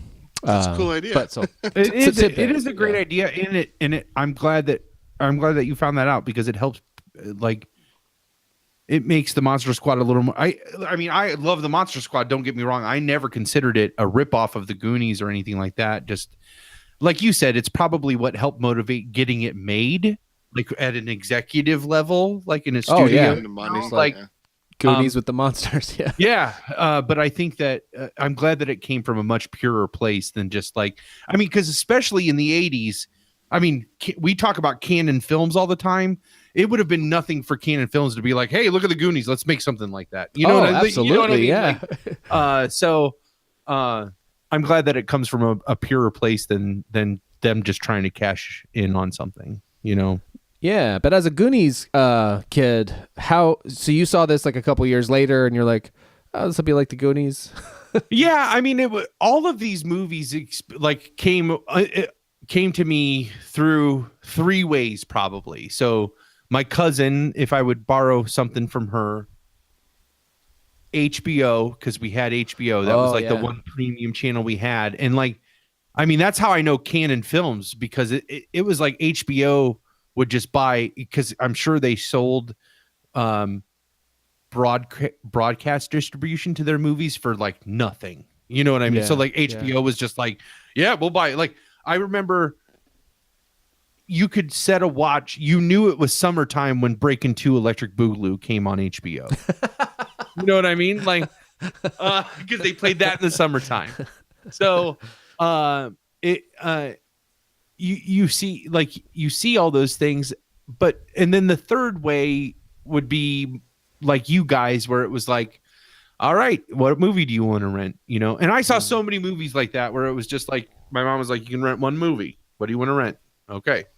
And I think I want to say that's how Monster Squad came across my plate as a kid. Maybe my mom might have been like, "Oh, this is like the Goonies," or I can't remember if we saw it in the theater. I don't think we did though. I think we went to my the cousin that was my age. I saw a few movies like that. Yeah. I think it was a rental. I think that's how I saw it, as a rental. That's how I saw the Goonies too, was a rental. I have a VHS. If you're on watching the YouTube, you can see it, or you can find it online. But like, that's a killer like cover in terms of, it's like, a brilliant cover. And it's like a classic box art cover, because you have those the ghost images of the you got the monsters kind of in the background. And if I can name at least 2 other movies that use that same style with vampires. So or that it reminds me, so Fright Night was one that used that same style, you know? Oh yeah, yes. I've never seen that, actually. That reminds me. I gotta see that. Oh my gosh, you've never seen Fright Night? No. That's a great movie. I love that movie. It's so good. I hear the remake's good too. The remake is pretty good, but the original is the best friend is one of the best vampires in a film I have ever seen. Like, one of the scariest, and one of the just like, I'm a vampire and I'm gonna fucking mess with you psychologically. Like, it's the best, because the best friend gets turned in that movie into a vampire as like a punishment to him by the actual vampire. Yeah. And then he sends the best friend to like kill him, basically. And it is, oh my gosh, is it so good. That movie is fantastic. Fright Night is just like, I can't even tell you. Like, I can't even begin, that's so like, great. how great it is. Like, I'm as excited. a vampire movie, it's so fantastic. I'm in. I watching the behind the scenes and stuff of this of the Monster Squad. The director's previous movie or two previous movies, both of which maybe I hadn't heard of. Night of the Creeps was the only one he directed just prior to that, which I thought I'd heard of, but I hadn't. But his first one that he was involved with was called House. Oh, that I can't watch that. Heard of. And Double D. That's the scary movie that turned Double D off to scary movies. Okay, yeah, I knew I heard of it somewhere. We heard that story on the 30 episode. Yes. That's when we heard that story. Oh, okay. So I was already kind of interested to check those out, just for the period aspect and this kind of stigma that House had. So now I'm gonna have to add Fright Night. Sorry, Fright Night. Frighteners is that's Michael J. Fox. I feel like they used that the box art a little bit. No, they probably did. The director that was Peter Jackson directed the Frighteners. Oh, really? Yeah. I don't think I ever saw that, which I'd be interested in. That's a fantastic one too. Oh, that's so good. Michael J. Fox is amazing in that. I'm looking at Night of the Creeps. I'm just wondering, because that sounds familiar. He was talking about, in that movie, he basically just threw in every sort of B movie cliche you could ever think of. He just put it all in one movie. That's awesome. That sounds fun. I'm sorry. So I hopped in, but you saw it on VHS. VHS just as a rental is probably how it was. Just probably one of those things where, like, the first time I ever saw the Goonies, I was at a different cousin's house, because this cousin was my age, and my mom and my aunt went down and rented them, and like just came back and were like, "Oh, we were going to watch a movie tonight. We rented a movie," and I was like, "What movie did you rent?" And they were like, "Oh, Goonies," and I got so mad, because I thought it was the Ghoulies, and I had already watched the Ghoulies, and I hated it. I was like, that movie's so stupid. The Ghoulies with the little monsters, they're so dumb. And she's like, no, Goonies. And then we watched the Goonies, and it's my favorite movie that I like ever. It's such a great movie. I think I mentioned on the podcast, I'm sure more than once, that I didn't see the Goonies till I was an adult, and I love it now. Because I feel like that movie is just undeniable. But as a kid, like, Monster Squad was my Goonies. Like, I watched it constantly, and it filled that same sort of adventure and delight for me, because of course I also love those monsters. I thought this week, or when I was watching this, that maybe this is where I became interested in the Universal monsters, but I realized now the timeline's a little off. No. I would have been so. This is my assumption, in knowing what I know about the both of you and how you grew up and your parents and all those things. I envisioned your obsession with the Universal monsters came from, it was an easy one that your dad Channel would let you 43. watch. Yeah. Well, that, and you could watch it because they weren't bad. They were like WIO. WOIO, Fox, yeah. You know, there was those channels, and I think it was on TV, but Dave became obsessed, and I certainly enjoy them. And those are the movies I remember: Wolfman, Frankenstein. I literally watched the Wolfman last weekend, like the first half of it, because I was like, I didn't know what to watch. It was like Saturday or something, and I needed to wind down, and it was like just starting to warm up. There's a big full moon, and it just smelled in the air. I'm like, I don't know. I guess the Wolfman. So I put it in, and that wasn't just the full moon. It's also the time of year because of that Frank and Drac midnight matinee show. They showed them in March, and so I was watching them in March and watching them throughout April and stuff. So here's my like dirty confession. I don't think I have watched one Universal monster film all the way through. I could see that. I don't know that you could watch them now and be into it. Like maybe Creature from the Black Lagoon, was that officially a Universal monster? Yeah, that was like in the 50s. I think I don't know if I've seen that one all the way through. As an adult, I think I did watch that one all the way through. But any of the other, I mean, I know the cliche scenes. I know the "It's alive" scene from Frankenstein, and I know the hiss from Bride of Frankenstein when she's like, I know that, and I know that like there's that amazing shot of Dracula where he just like he turns and the camera zooms at one, and that gets used all the time. That like of him like turning. And they used to do this great thing where it doesn't always work. Like you can tell sometimes it's a little off, but they would try to put these pin lights right in his eyes. Yeah. And so you can see in a lot of shots where it's like, it's off. It doesn't work, but the time or two that it does work, it's pretty cool. Yeah. But yeah, I mean, I was a great age for that. I think I was an odd, I might've been the last sort of age range possible to but you weren't turned on to these from your dad as like an easy an easy one that you could watch that I don't have to edit, I don't have to like take all the crap out of it. I'm not sure how it would have happened, but it was all around that time and a little bit before like the two things that we're talking about, because but maybe like just before or something, but I don't know what it was that actually truly. I'd be curious if Dad's into just that. Or maybe maybe they remember how it happened. I mean, Mom's sci-fi, but anyways. Yeah. Frankenstein and the Wolfman were my favorites, and those are the ones that stand out. Like I could watch them front to back. Enjoy it. So Frankenstein. Yeah. I'm pretty sure I can. And Dracula. Yeah, I'm Dracula's all right too. Dracula's a little bit more boring. Of the three, Wolfman is probably the least boring because it actually has score music throughout. Shit happens, people turn into werewolves. But like Frankenstein and Dracula came out in the same year, 1931. Like there's no score music after the credits. And it was early talkies, and so you were seeing shit that you hadn't seen in movies at that time, and it's very striking, but it is kind of boring. But I just came to them at the right age to where they're more than anything, those movies might be like the most sort of pacifying comfort type movies for me. Sure. Because they are also just, they're not, like a lot of movies, there's a lot going on. It's a lot like of onslaught. So if I just want to like truly like chill where I'm like not even taking in much stimulus, they're still go-tos. I watch them almost once a year still.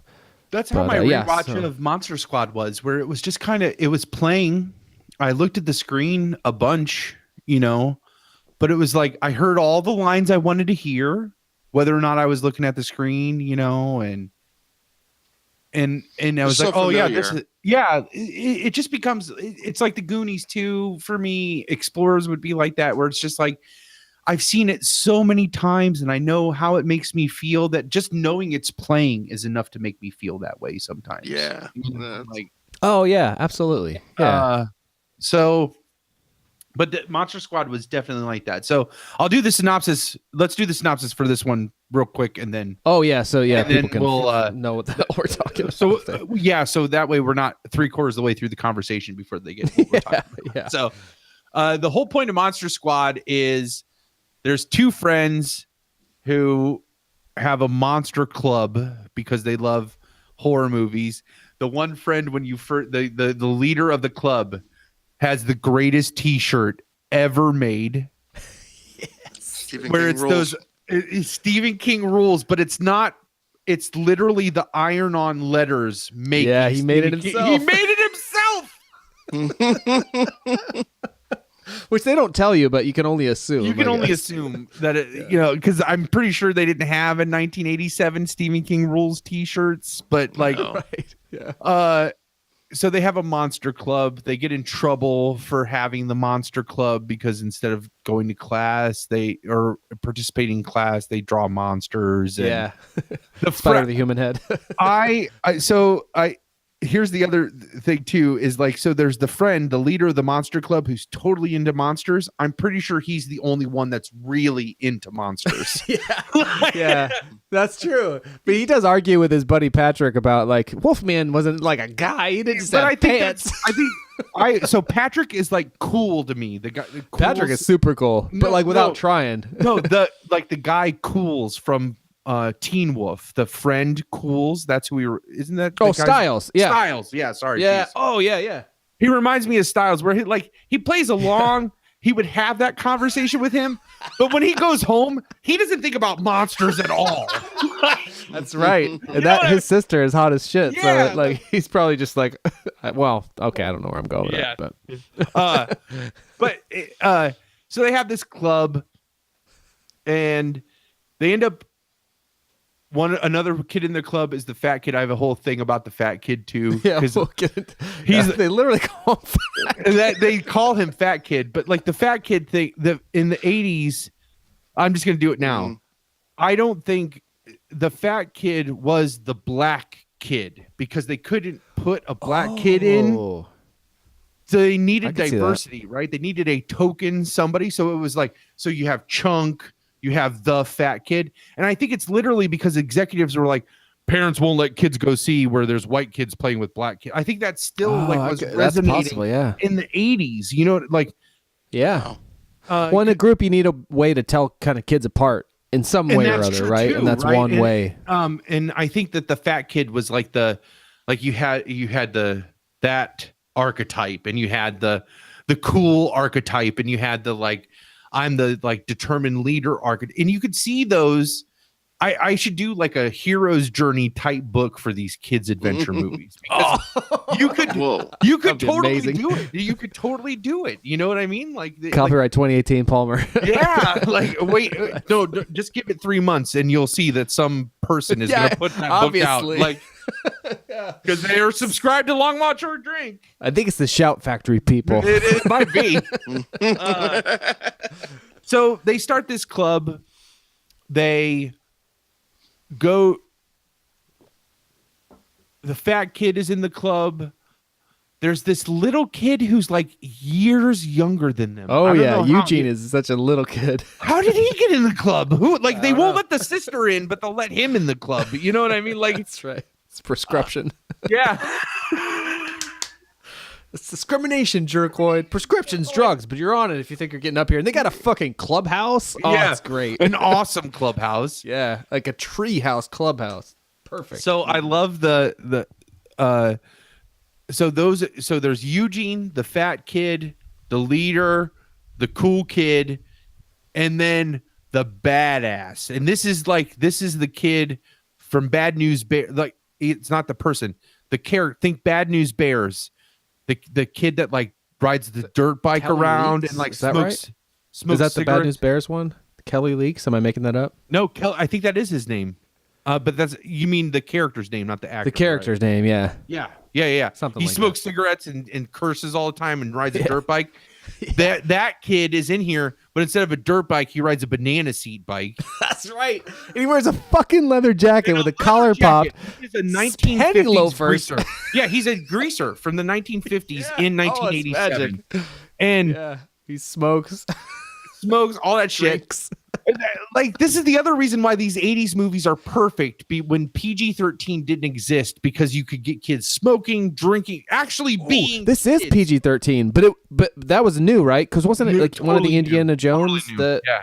Yeah. Well, Dracula chokes like a 6-year-old girl and calls her a little bitch. Yeah, he does. Yeah. Little bitch. It was like, Yes. whoa, that's 80s. This movie That's could right. not get made today. There's no not in, the way but it in is. some ways it is so ahead of its time, and like it feels like the kind of hip is maybe the wrong word, but like I don't know anyway, let's finish the synopsis so we can really just They end go up all getting over the place. you end up finding out the movie opened. There was where Van Helsing was trying to curse Dracula back. It did not work. 100 years later, or is it 100 years or 150? Yeah, like some portal opens and people get sucked into it. Into it, and they screwed up. It even says that in the like crawl. They said something like they did, like right, they failed, like they screwed up. Yeah. They didn't make it, and so it's coming. Like this is a cycle where Dracula can open a portal to the monster realm, basically, or the nether realm, and devour all the human beings and like rule the world. Mm-hmm. And so the next cycle, 1987 is the next cycle of this thing when it's going to happen. And it just so happens that the crazy German or the scary German guy that lives in their neighborhood was having a yard sale, or somebody found that. And no, I'm mixing stuff. The mom comes the home leaders, and there's a journal there, and it's Van Helsing's journal. right, yeah, she found it at a garage sale. Found it at a garage sale, coincidentally. Which was wonderfully enough, I learned only this year on the commentary on the little whiteboard that they have in the kitchen. Yeah. It says Van Halen's diary, like she wouldn't know what to call it. Yeah. That's awesome. Yeah. That is awesome. That's a nice little detail. It is. And so he has this thing. It's in German. They don't understand it.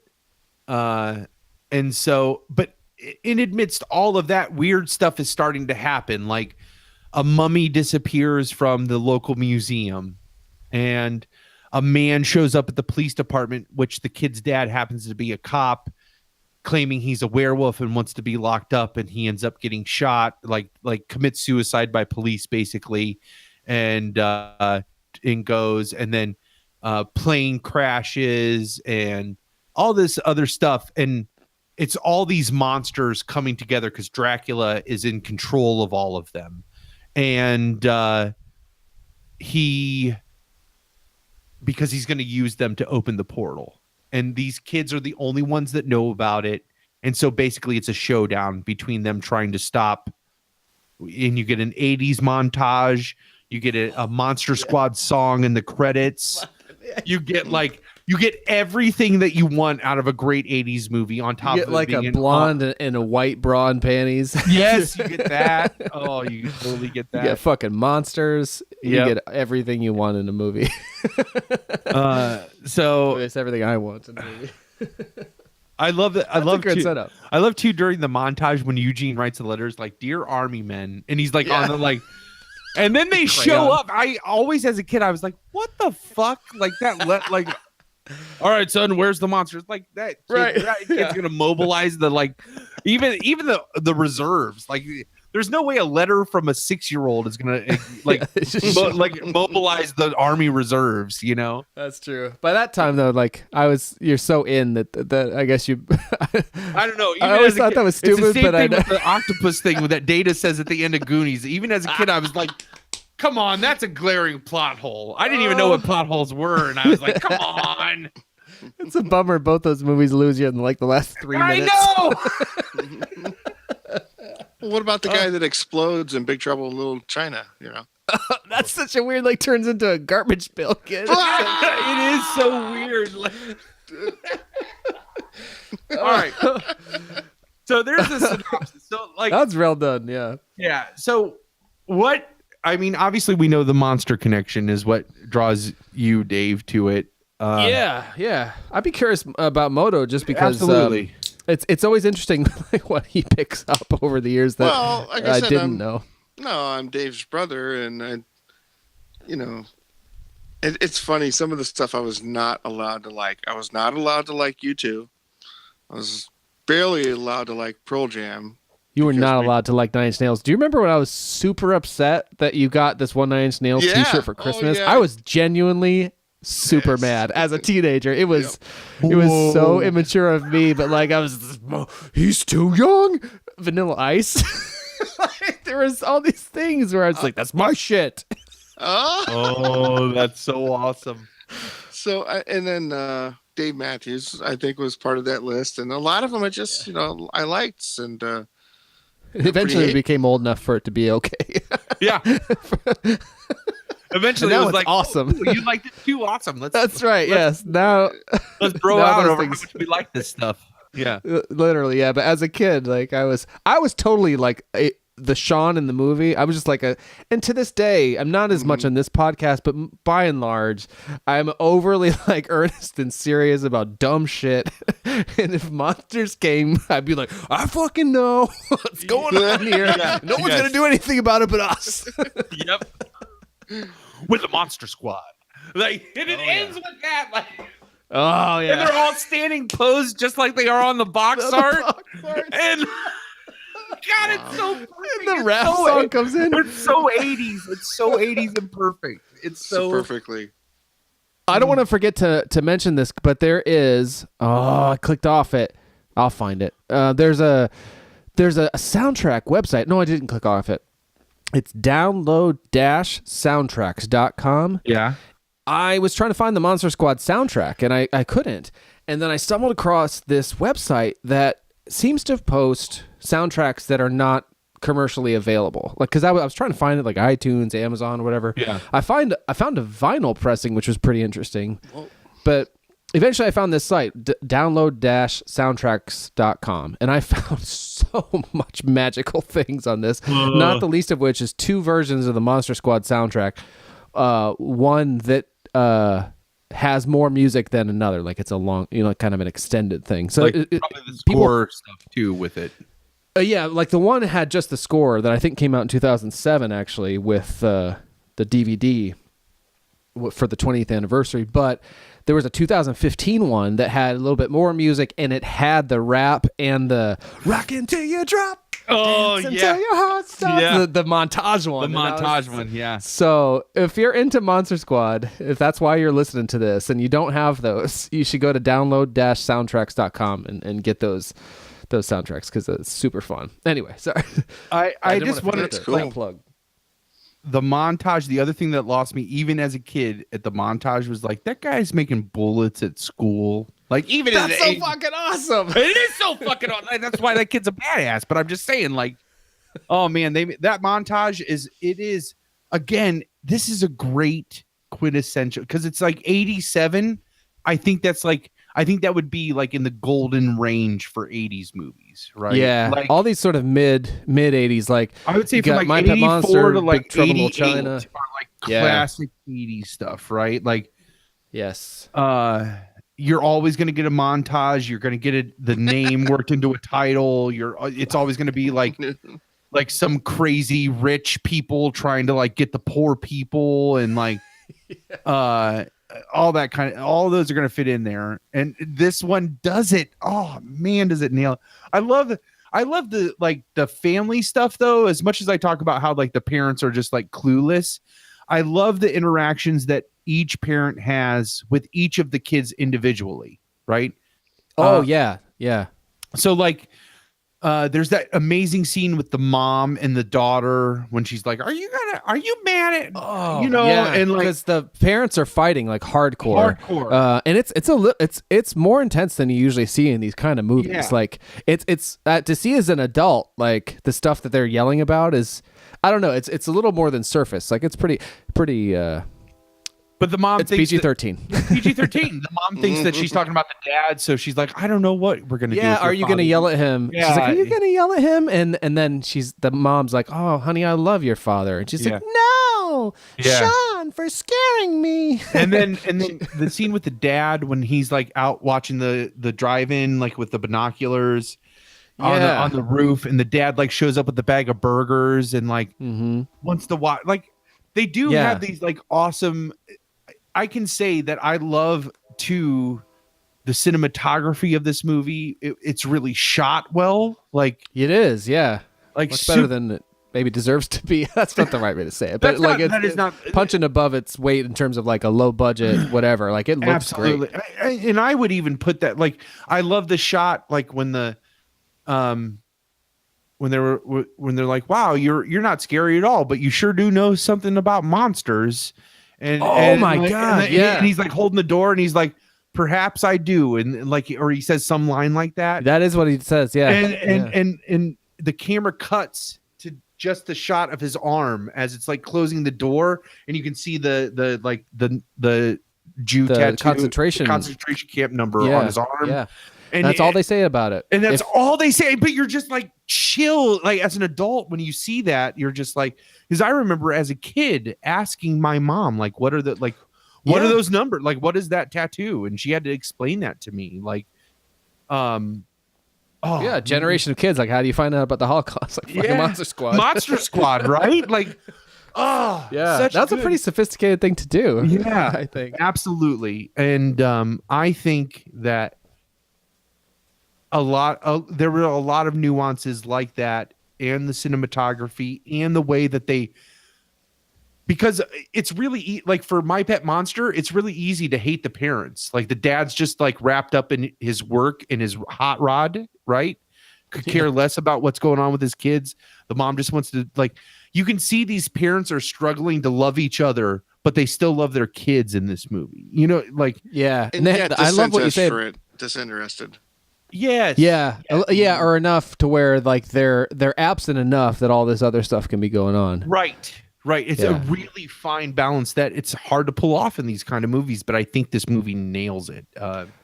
I got a lot to say about why this is, I think, also a quintessential long walk, short drink movie. But Sure, I feel ahead. like Moto has been sort of maybe chomping at the bit, so I want to give him a chance to talk before I go off. Talk. Oh no, I that's what it's all about. I don't know. And some of my thoughts were like the police officers reminded me of maybe a mix of like Lethal Weapon, of course, because the mom, and then Bill and Ted's Excellent Adventure. Yes. Oh, nice. Yeah. I love that partner duo. Like I don't know his name, but the guy that plays the dad's partner in the movie. I can't remember he's passed away, I think, actually. But he is fucking hilarious. Like one of my favorite things is in the museum where he's like asking that guy's asking him. I can't even think his character name. He's like asking him questions. He's asking the museum curator questions. FYI, Just a couple this simple is ones. the one black guy in the movie. That's true. Yeah. one What's black his guy. name? Did you find it? I'm looking here. Keep talking and I'll find it.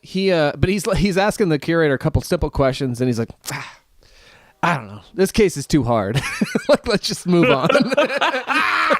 Let's be firemen really instead. I super think he said. sarcastic with the Oh, he's so funny. Stan He's Shaw like, is his name. Stan Shaw. Yeah. Oh man, that dude. Like everyone in this movie is pretty awesome, Yeah. but Stan Shaw is really a kind of an That's the outstanding other thing. character It's a actor. really well made movie.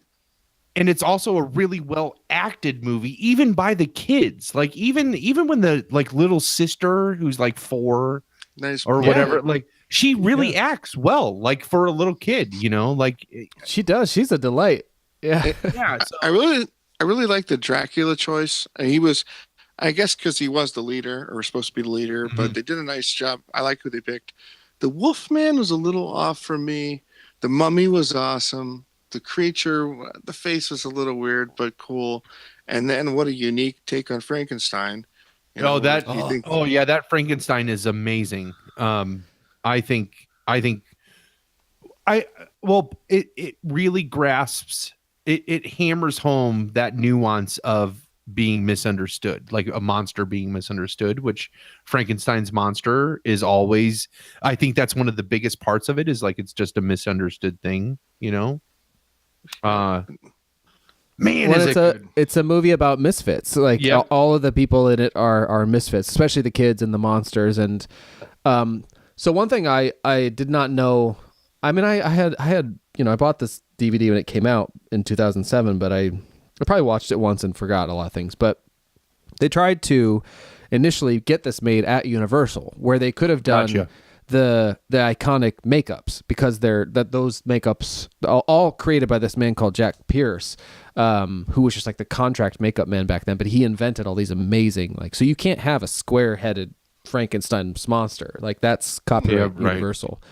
So once they couldn't get it made at Universal, they had to tweak things slightly, and so that's why everybody's a little bit kind of off. And why, like, in it's not terms of Creature from the Black Lagoon. I forget what they call it. Gillman, they call him. Yeah, Yeah, like Gillman. That's it. Yeah. yeah. So it's a little different. But I feel like that creature creeps me the fuck out. And actually, the guy that is in the suit is one of the makeup artists. Oh, he was really? Like, hey man, I want to be in the movie, and they're like, all right. That's awesome.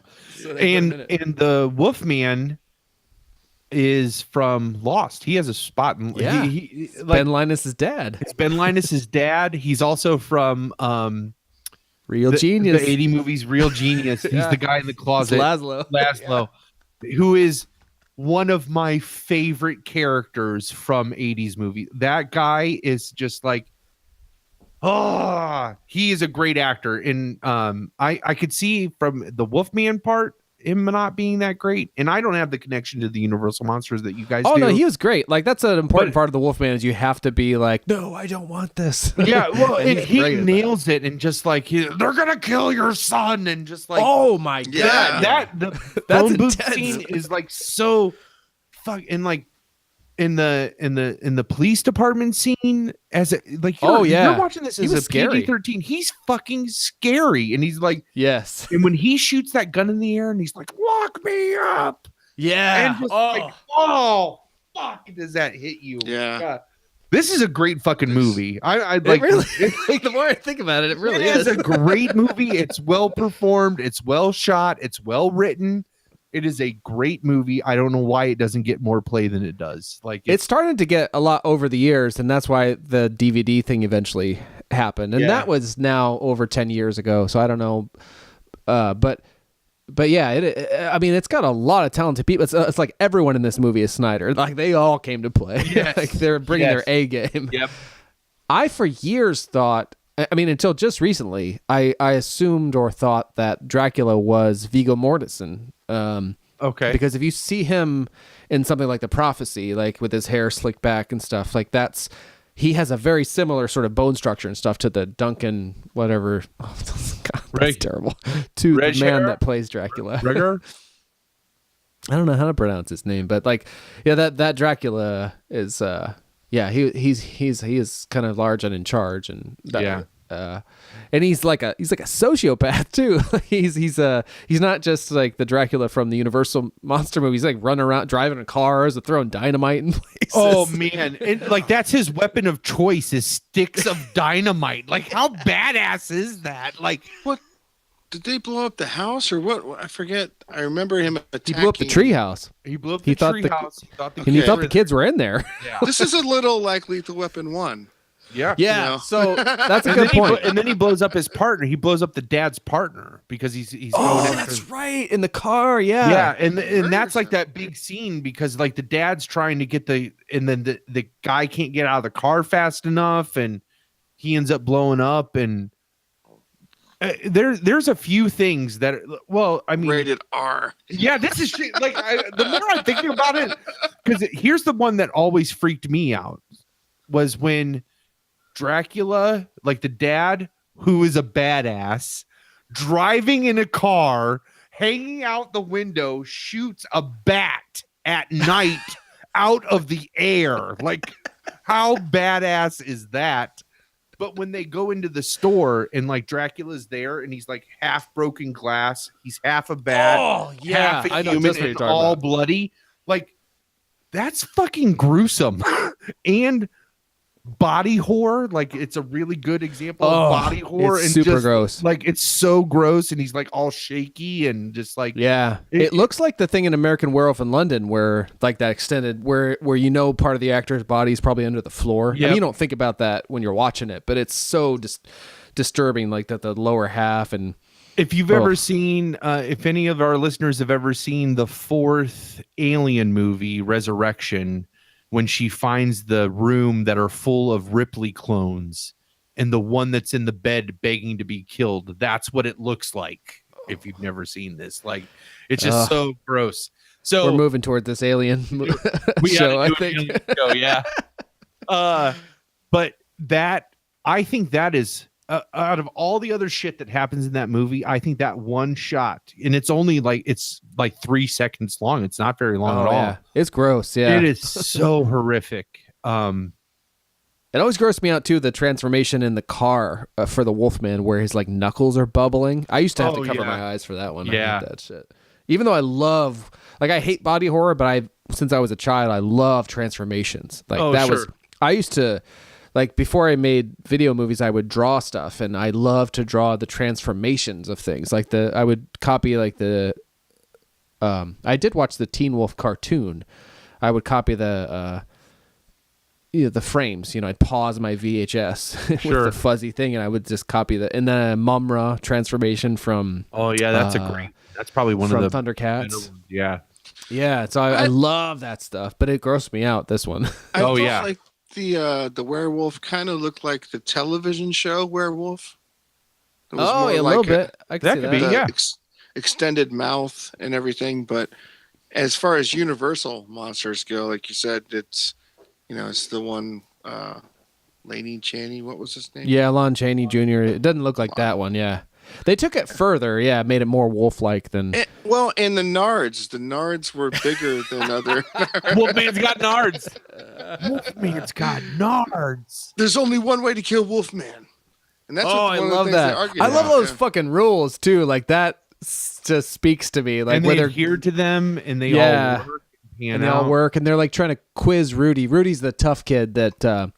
I mean, there's so many things about this. Can I introduce that scene? Are you talking about the scene where they introduce Rudy? Yeah, please do. I was a fat kid. I'm still a fat kid, but I was the fat kid, and the fat kid, in my opinion, is the black kid, right? He was the one, but in this movie, the fat kid was like awesome, right? Like. And so he's the Ben Hanscom, right? Yeah. Yes. He is. I wonder if they don't mention that as an influence, but it'd be hard to imagine it wouldn't be, having come out in 85. Sure. It came out. Absolutely. Yeah. And so, in the first time that you meet Fat Kid and that you meet the cool kid, what's his name again? Rudy. Yeah. So Fat Kid's getting bullied by the older brother from Wonder Years and some other kid. I know, that's how I always thought of it too. Yeah. That's what Ash said. She's like, "Oh, it's the older brother from Wonder Years," when she walked in while I was watching Monster Squad. And I was like, "Yeah." And wait, I need to give you the shortest aside before you really get into this. So that guy eventually went on to like create these sort of industries and entertainment. Like he became a kind of a behind the scenes guy, but he was also good friends with Scott Baio. And I don't know if you remember, but somewhere in the 2000s, there's a VH1 show about Scott Baio, like a reality TV show. Oh, yeah. And it was a guilty pleasure of the bride and mine. And there's one scene I will never forget where that dude earnestly yells at another human being, "Don't compromise my time with Scott Baio." What? They're on like a golf course. And he yells at somebody and says that. Whoa. So EJ is a lot less tough to me now because I picture him like fighting over time with Scott Baio, calling Kevin Butthead all the time, Right? Yeah, but in this scene he's beating the shit out of Horace, and so Rudy comes to the rescue. Yeah, knocked his Snickers bar down on the ground. Yeah, stepped on it. Oh, I was gonna say about My Pet Monster, it's like this close to being a Snickers commercial. You know what I mean? Sorry, you really become a monster when you're hungry. I know. Okay, let's sit back down. Okay, take us now. Yeah, take us there. Then up on the bike comes. So Fat Kid, because that's literally his name. You don't even you know his name is Horace, but they call him Fat Kid. Horace, yeah. I was saying that scene. And so he's being bullied. They knock he has a Snickers bar, and he's like, "I have a glandular problem. I can't help it." And they knock the Snickers bar out of his hand and then step on it, and they're bullying him, basically. I mean, they are bullying him. And then fucking Rudy shows up. Like, he shows up on his banana seat fucking bike. In his fucking cuffed peg blue jeans and his leather jacket and his smoking. All he needed, he had a regular comb. He should have had a switchblade comb. If he would have had a switchblade comb, it would have been awesome. But I agree. he comes pulling up on his banana seat bike and like does the stop. The stop. If you were cool, you could do this stop when you were a kid, where you hit back on your pedal to engage the wheel brake, but then you slide out the back end and you just kind of stop. Mm-hmm. So he does that. He does Wheel that. brakes are where it's at. And everybody's silent because, of course, everybody in the school is watching them bully Fat Kid and nobody's sticking up for him. Pussies. Rudy, until Rudy shows up. Yeah, pussies, exactly. Well, we're in the 80s and I was channeling pumps. So Yeah, no. I heard it. I heard it in my head. And so Rudy shows up and he sits there. He doesn't even acknowledge what's going on. He just stops his bike and pulls his cigarette out of his ear and lights it, right? And then basically makes the bully eat the Snickers bar that he just stepped on. And and they cut to this shot of Fat Kid's face where he is getting a lot of pleasure out of watching EJ getting hit what he deserves. But he's also like tear streaked and stuff. Like it was pretty. Yeah. And on the commentary and stuff too, they were talking about like I think I can't remember the actor's name, but they're like I think he was really shaken. There and he's since passed away. Everybody talked about him with such glowing praise of like being such a sweet kid. Oh, really? Yeah. But they're like he seemed kind of upset by all that, the bullying he was taking. Oh, really? I can totally see that now, and I can say like being a fat kid growing up, I didn't get bullied like that at all. Like, I mean, kids called me fat or whatever, but not like that. Oh yeah, like EJ's pummeling him on the ground. Yeah, I have a strange interjection. I watched the first 2 episodes on YouTube of Cobra Kai. Oh, and if you have YouTube Red, it's available. Watched 2 yesterday, and if you have YouTube Red, you can binge watch the whole season. It's awesome. Is it awesome? I'm so excited. The bride and I went to the movies. Oh, sorry, go ahead. Talk about 80s shit and just putting all the 80s shit together, and they're coming up with new ways of building characters and the plots, and it's fucking awesome. Now, if anybody loved Karate Kid, watch Cobra Kai, and it's not exactly Star Wars thing like, hey, how dare you make something I didn't want, or right. It's not exactly the old Karate Kid, but what they're doing with those characters is really great and really clever. And I wanted to watch the rest. I watched 2. I could have watched 5 or 6 in a row. Like. Awesome. So tell me, because the trailer really makes it. So, are you familiar with the show How I Met Your Mother? I know of it. Okay, that's it. So there is the Barney Stinson, the Doogie Howser's character, and why I can't think of his name right now. His favorite movie is Karate Kid because but he sees the blonde-headed guy as the victim in the movie. I've heard of this story. Yeah. I've heard of this, and it's super frustrating. And the trailers make it kind of for Cobra Kai, kind of set that up a little bit. That like, and they take that and they go even further. Really? They're because like Daniel, their interplay. Their interplay on both sides. That's the first 2 episodes. One is from Johnny's point of view, and the next one is from LaRusso's point of view. And that's how it starts. That's awesome. You start to see some of the intertwinings of the news story.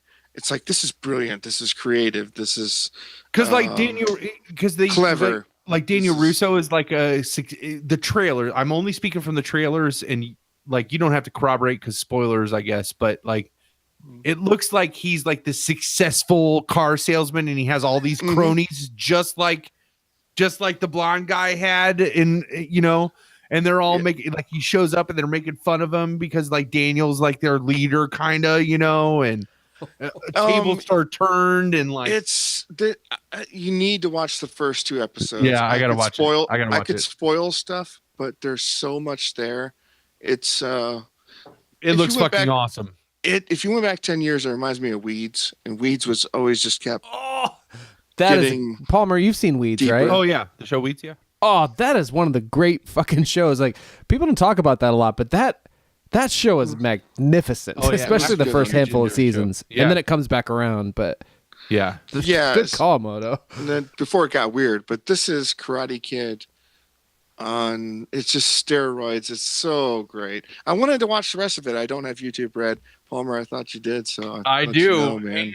and I'm glad that you brought that up because I just signed up for YouTube Red Family, so Ash could get it as well. Oh, nice. But you're allowed up to 5 users to be included in your family. Someone to send you a present of some Yeah, sort. so I might be able to set up like the Long Walk Short Drink account in the family, and then all of us have access to that account. You know, There's a small That'd be cast. so cool. so as a way to, but the only thing is, if I do that, we just have to be really careful because it'll be tied to my Google Wallet, which will charge our bank. So just don't buy anything. Ooh, we do have to be. But Oh, like shit, no. anything on YouTube Red, though, I'm sure I can set it up too. I could just set up the Long Walk Short Drink account as like a kid, so they can't make any purchases, but you could watch it. You could get Yeah. access to all the stuff. Oh, that's a good all, idea. all So- I care about is Karate Kid right now. Oh no! Let me Cobra Kai, should I At say? give me a few days. Give me a few days to get to the weekend, and then I guess Oh like man, a if couple this days to get ever to the weekend. happens, if it ever happens, that's freaking awesome. But Yeah. it's, anybody listening, and especially you guys, it's available. The first 2 episodes about 25 minutes apiece, and they fly by because it's awesome. And I honestly have not explored the original YouTube series. This is the first one that I've saw that I'm like, I need to Yeah. see that. You I know, didn't like get it. I thought it was another preview. yeah, And then I realized I was watching the series, and I was like, "Oh my gosh, and it's good, I'm right? watching it. Oh, Oh, it's so exciting! Oh, It's that's really so exciting. awesome. It's such a new thing. And talk about best '80s movies and putting yeah. all the '80s things in there. It's We need to do a Karate Kid episode because that's Holy another one smokes. that like that really I didn't do the whole Bruce Lee thing like you guys did. I didn't do a lot of the monster movies. I didn't, but I did watch the Karate Kid series all the way through to the next Oh, Karate yeah. Kid, and then once the next Karate Kid happened, I was like, nope. yeah, not my Karate Kid. That's No. awesome. I didn't know that about you. And actually, that I'm pretty sure that's where it all started for us. Like the very first frames of that video camera that we were talking about before are me totally enthralled with the Karate Kid, Yeah, like doing a lesson in my best Mr. Miyagi voice. There was a thing you could buy back then with maybe the Karate Kid like action figures that came out or something, but like you could trace. There was some way you could trace from some sort of cardboard the insignia on his headband. oh And nice. so I had done that to a headband and was wearing the same sort of karate pajamas that I wore to be Dr. That's Jekyll. all. And I'm like, "Oy," I'm talking and through a lesson. It's so absurd. I can remember my brother making fun of me for trying to do a crane kick. I also Over the Top, like the movie Over the Top. Did you guys watch that? Yes. Are you fucking I wanted kidding to me? say Tango and Like, Cash. yeah. I literally Tango have Cash- Tango and Cash up on the soundtrack window of that download soundtrack. I'm sharing my screen while you talk about Over the Top, which I is one of my remember favorite arm stupid wrestling movies. my brother, and I tried to do the Over the Top move where he like wraps Yeah? over the thumb, you know, and he's like, "Oh, he's trying to do Over the Top," and it didn't work. That works sometimes. It does work. Is if my you can get it, is my but I was screen like, sharing? I was 6 and my brother was 16. You know, like, oh, look at that. Yeah. Can you see the Tango and Cash? Or did I not do it right? Yes. I yes, just do. can't talk. As soon as we talk, we come up on the screen. So you. Oh, but it's showing up, right? The Tango and Cash soundtrack by Harold Faltermeyer. Yes. Badass. Who Yeah. actually, I learned, so one of the prizes that I got from this website was the Cuff soundtrack. Nice. but that's the same guy who did like Beverly Hills Cop and stuff, and you could hear it. I mean, Beverly Hills Cop and Cuffs, like it's got that. Dun, dun, dun, dun, dun, $50 dun, a dun, year, dun, buy a dun. lot of beer. Things Yeah, are going well, yeah, great, there's that. Yeah, and they're only getting better. but this guy Harold, what's his name? Like, yeah, all his movies you'd recognize them. But I actually Over the Top. I love Over the Top. But there was a time at I think it was Dano's or the Grant where I had great luck with the thing where you do Over the Top with the thumb. Oh yeah. With possibly against pumps, but what I was doing, I don't think it was so much my moves or my strength. I was singing the songs from Over the Top and stomping my foot. Yeah. I just remember him like driving the semi with one hand and like working out his arm with the weights with the other hand, and it's just like, oh, that's so awesome. That's a montage scene. That's like him. Oh, sure is. Yeah. Yeah, like fucking Kenny Loggins, and it's like, yeah. meet me halfway across the sky. Like, we're so the next, obviously, Long Walkers. The next 30 episodes are just going to be reliving 80 movies we loved. So many good ones. So definitely, I definitely check out Monster Squad. Check out My Pet Monster. We probably won't tweet it because I'm sure there's some copyright thing, and we don't want to get it. I don't want to get it blacked out of YouTube. But maybe if you search My Pet Monster movie on YouTube, you might be able to find it. There was a bunch that came up when I did. Yeah. And then rent Monster Squad if you haven't seen it. If you were a child of the 80s, you'll love both of these movies, I think, for sure. Oh, fuck yeah. Yeah. I looked to see, I had bought, do you remember like the book orders from elementary school, the Scholastic book orders? Yeah, I remember those. And you'd get the little, like every like quarter or every few weeks or whatever, you'd get the little newspaper advertisement that teachers would pass out, and it was the Scholastic book orders, and you'd take them home. And you could say to your parents, I want to put these books, and your parents could order them and send in a check. And then at some point in the school year, those would come in, and at least all the elementary teachers I always had, when the book orders would finally come in, it was like a big deal at the end of the day. They'd like open the box and they'd be like, and this person, here's your book order, you know? You felt special for ordering a book, and you waited. And like all the poor kids like never got to order books, and like, and I was one of those kids. But there was one time I did get to order. There was a My Pet Monster VHS, and I thought it was the My Pet Monster movie, and it was. I remember it being $20. It was like the most expensive thing on the Scholastic book order, and my mom sent the check in for it, and when it came in, everybody else got books. This is the first time too. The first and only time I got to order something from the book order. And I remember like Mrs. Nolt being like, and somebody ordered a movie, and then held up like the My Pet Monster thing, and it's Palmer's, and she held it up, and like the whole class was like, because it was a VHS tape, and I got to walk up and get the tape, and like I remember holding it over my head, and like the whole class was like, yeah, I'm serious, I'm not making this up, like this is all. And like I got home thinking I'm going to be like, this is the My Pet Monster movie, and I put it in. Do you remember Reading Rainbow when they would read the book finally? Reading Rainbow. And it wasn't animated. They would just like they would Ken Burns it, where they would like pan across the pages of the book, and like he would read it over. You know what I'm talking about? Yeah. You know the style I'm talking about? Yeah. That's fucking what the My Pet Monster movie was. It was a 10-minute reading of the My Pet Monster book that was also available in Scholastic. It had that same style of like, it was like the cheapest animation ever, where they just like panned across the pictures of the page, and you're just like, I remember I only watched it once as a kid. It was also one of those VHSs where the reels were this big. You know what I'm talking about? Like the big giant reels. Yeah, like, because it was so short. Because it was short, right? Yeah. Oh man. I was so pissed as a kid. I can't imagine how my mom felt. Like that first part sounded so great. Yeah. Cheated. Yeah, totally cheated. Lie. So liars. Oh. So I have some tidbits from the thing, but I know it's getting late too. Do people have to wake up early? No, go ahead. I mean, what the hell? You have to pee. Yeah, let's take a quick pee break, and then I'll hit just like with tidbits. I mean, other than the tidbits, I don't have a lot of I'm personal just stuff. But hanging out with my buddy. My buddy, my buddy, my buddy, my buddy. Except that was My Pet Monster was way fucking cooler than My Buddy. I can't picture my buddy. My buddy seems like it would be creepy because it was a human type thing, right? Yeah. Kid sister, kid sister, And kid his sister, sister kid was like sister. the girl counterpart, and that all was around the same time as like Child's Play came out. Ooh, yeah.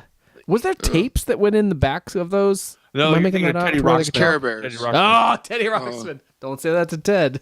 Which they brought. Teddy Ruxpin is back. I was at Target the other day. There's Teddy Ruxpins you can buy at Target right now. And I bet all the information that's recorded is sent to the government about our children and what they're saying. I'm sure. Yeah, probably. We're sharing it with North Korea, let me tell you. My Pet Monster and I know.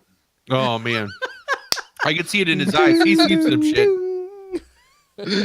This guy, he knows. All right, let's go. All right, Piggy, and then we'll come back. Let's take a quick break, and then I'll hit you with some.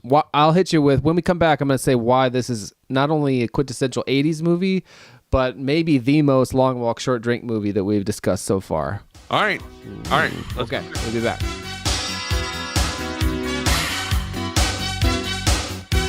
I don't wanna go home, I don't wanna leave the floor. Someone turn the lights down, pull the shades and lock the door. We're gonna let this feeling under. We gotta cut loose and turn it up all the way. Rock until you drop, dance until your heart stops. Rock until you drop, dance until your feet fall off. I don't wanna sit down, I don't need no easy chair. Little bitch. Little bitch. I'll start.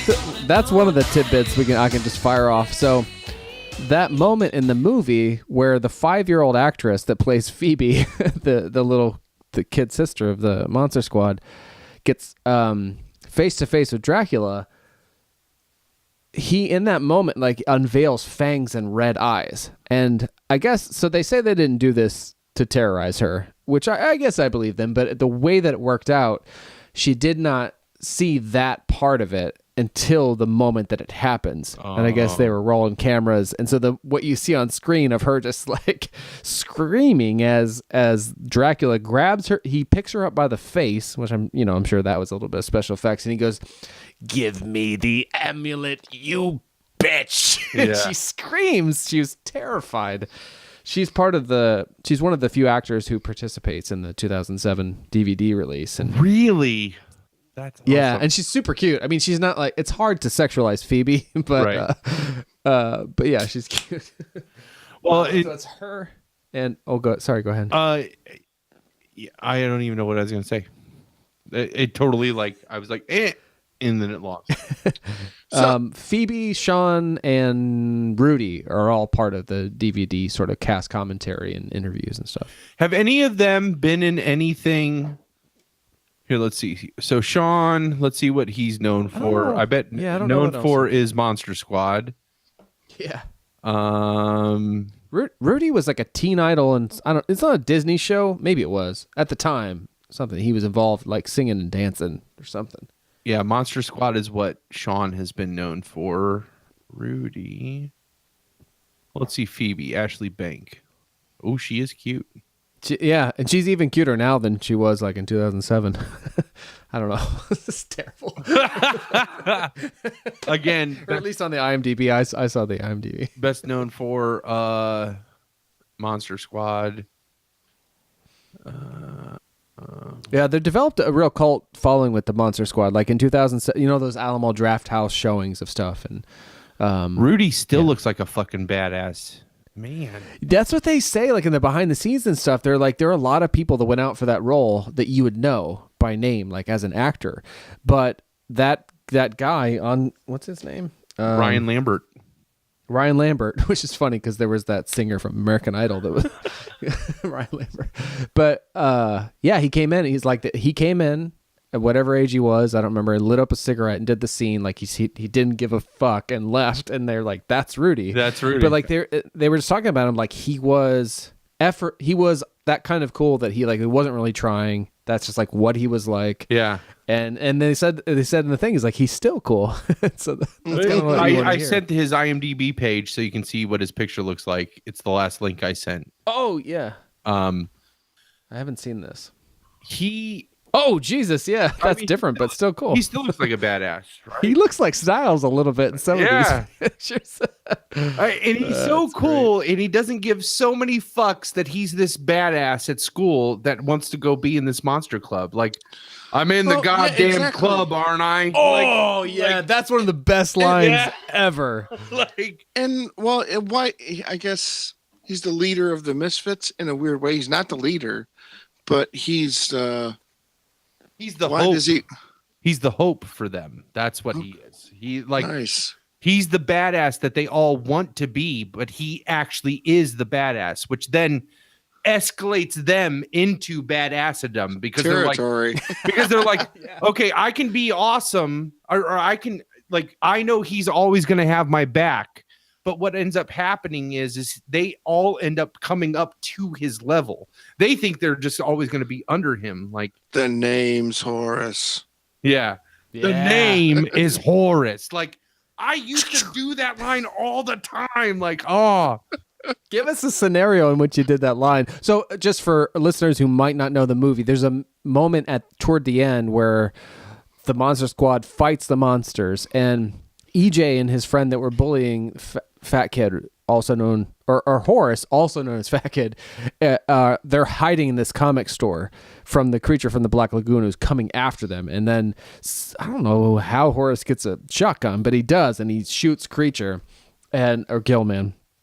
And then EJ and his buddy come out, and they're like, nice shot. He's like, yeah, and he goes, and there's this great heroic shot where he's like, my name. Again, you say it, Palmer. Again, the cinematography is so awesome because they're like, whoa, nice shot, Fat Kid, and the camera is looking at them, and it cuts as soon as they say Fat Kid, it cuts to a back shot of him.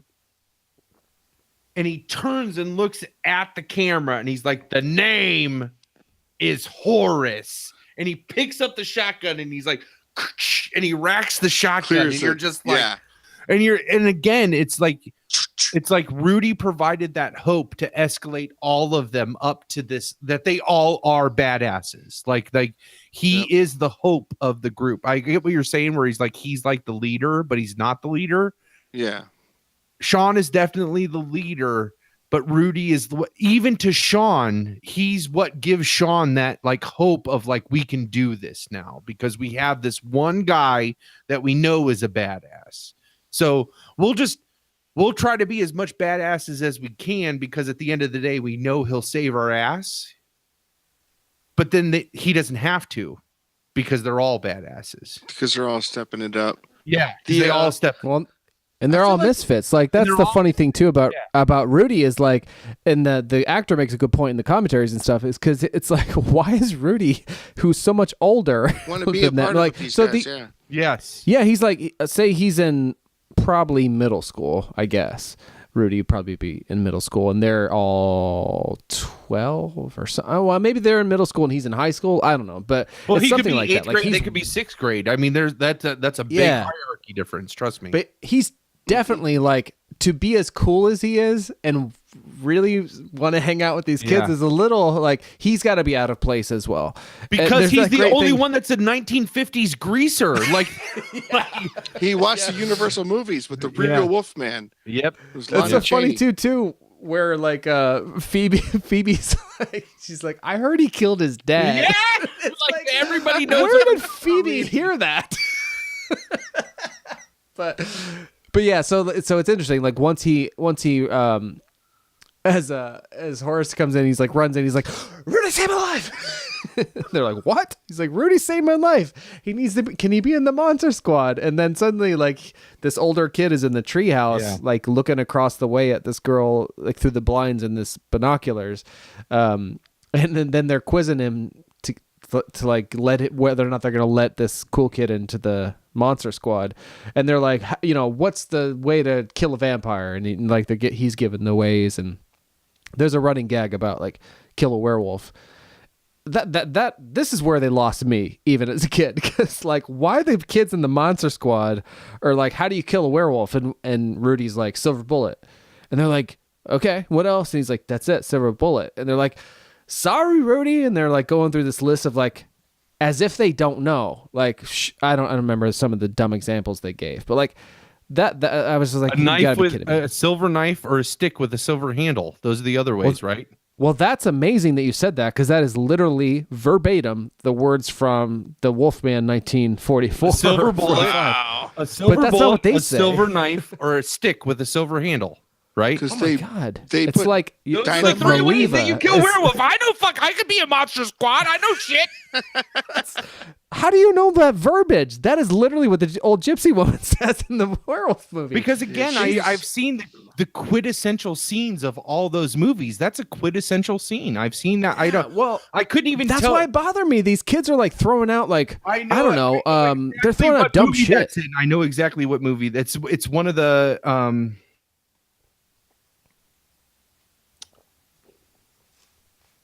I can't it's one of those offbeat comedy horrors that deals with a wolf man type character, and they're watching the old Wolfman movie, and that's the scene that they watch, and it's like that is exactly what she says. But they're like throwing out dumb shit, and anyway, he's like, no, it's like that's it.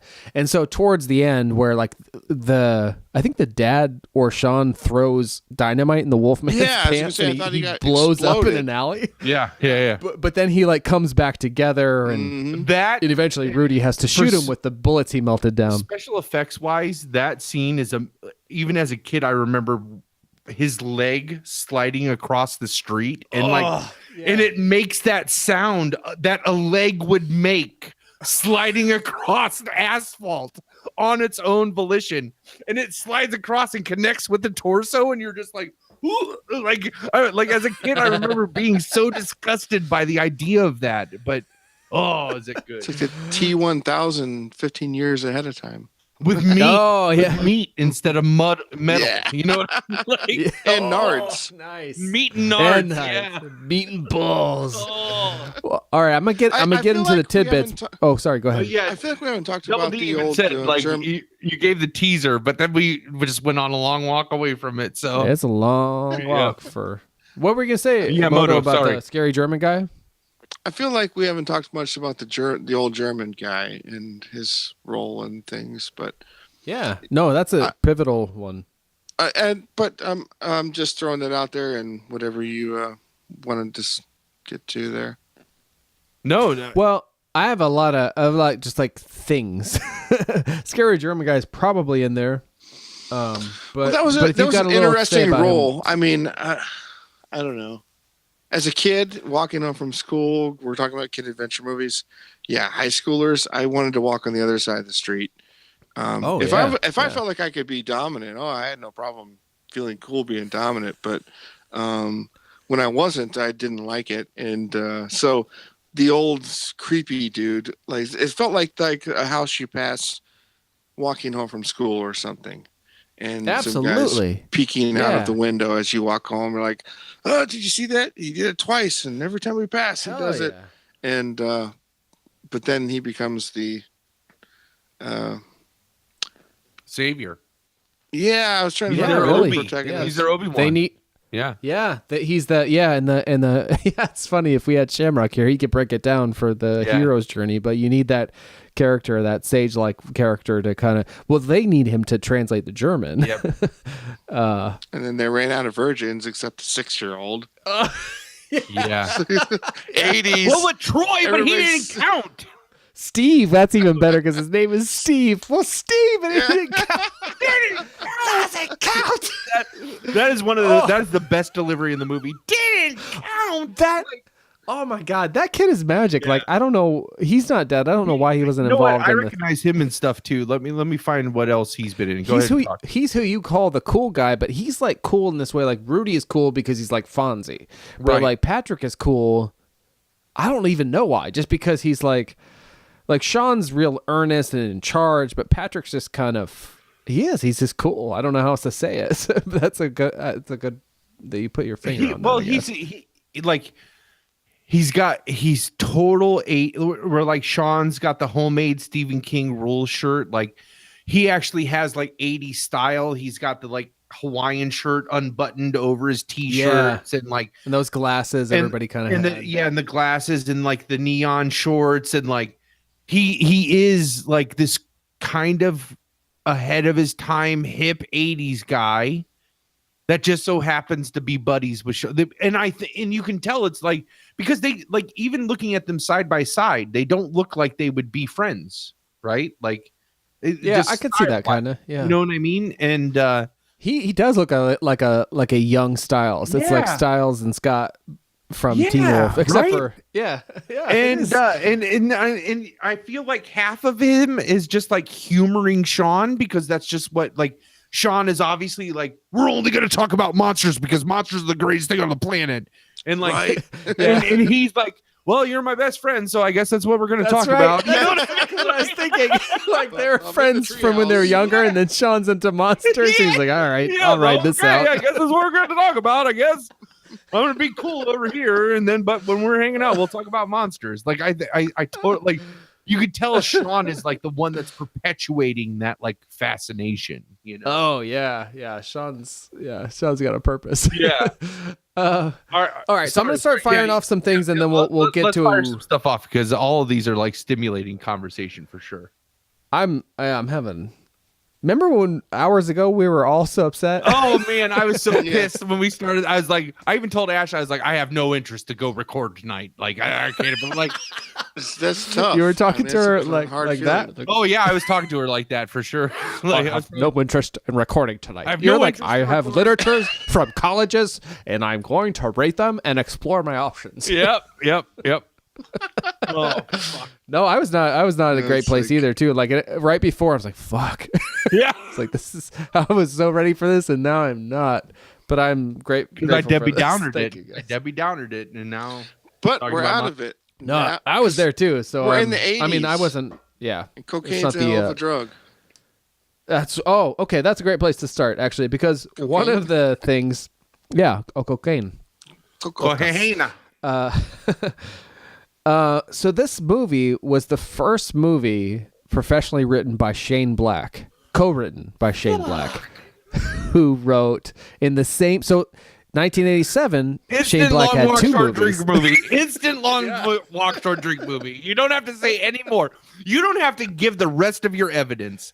Long walk, short Yeah, drink. I'm gonna like make people look. No, but there's so much to come back to. All right. Shane Black wrote Lethal Weapon.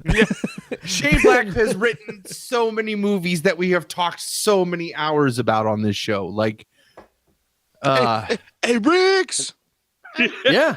This is his first, and so you can kind of even see it in a way with like, because he made, so Fred Decker was the director writer, but he was friends with Shane Black, and Shane Black wrote this movie with him. And in later that year, 1987, Lethal Weapon came out that Shane Black wrote, and right down to the house. So I thought for years that the house in Monster Squad was actually the same not- house for Lethal Weapon. It's not the same house. It's Oh. on the same street. Yeah. Same back lot. Yeah. Is that what you're gonna say? No. I thought you were referring to the horror movie House again, and I was going to say it's not the house; it's just House. Oh yeah. That's a Which horror I'll movie. be Yeah, I'm sorry. checking out. Yeah. Oh, no worries. But I'm a little the drunk. Murtaugh house. This is my sixth beer, and this is all that's left of it, and I didn't eat at all today, so It's on the pumps diet. Big Yeah. time. yeah. It's big I time saved all time. my calories for liquid long walk short drink. That's a good plan. I support that. All right. But Anyways, so so- literally the Murtaugh house is on that street. Like it's across the street from the what's their names? The And I just Sean said and go, but like Phoebe. the mom is also associated with. She's a psychiatrist. Yep. Yeah, she's the psychiatrist in Lethal Weapon. She was married to Robert Zemeckis for a long time. She's the mom in Goonies also. She is the mom. Whoa. What is that? Oh, yeah. What? Exactly. What is that? What that's one is of the That's the ocean. That's actually What maybe the is- best is ever. My favorite delivery ever in a movie. Oh shit! Yeah. What? Like that? I didn't see that till I was an adult, and I'm not sure I could come up with a better one. Like that is one of the best things to ever happen to the cinema. Like, oh moment. shit! You can look on YouTube. There's just a clip of just that. Of just what is that?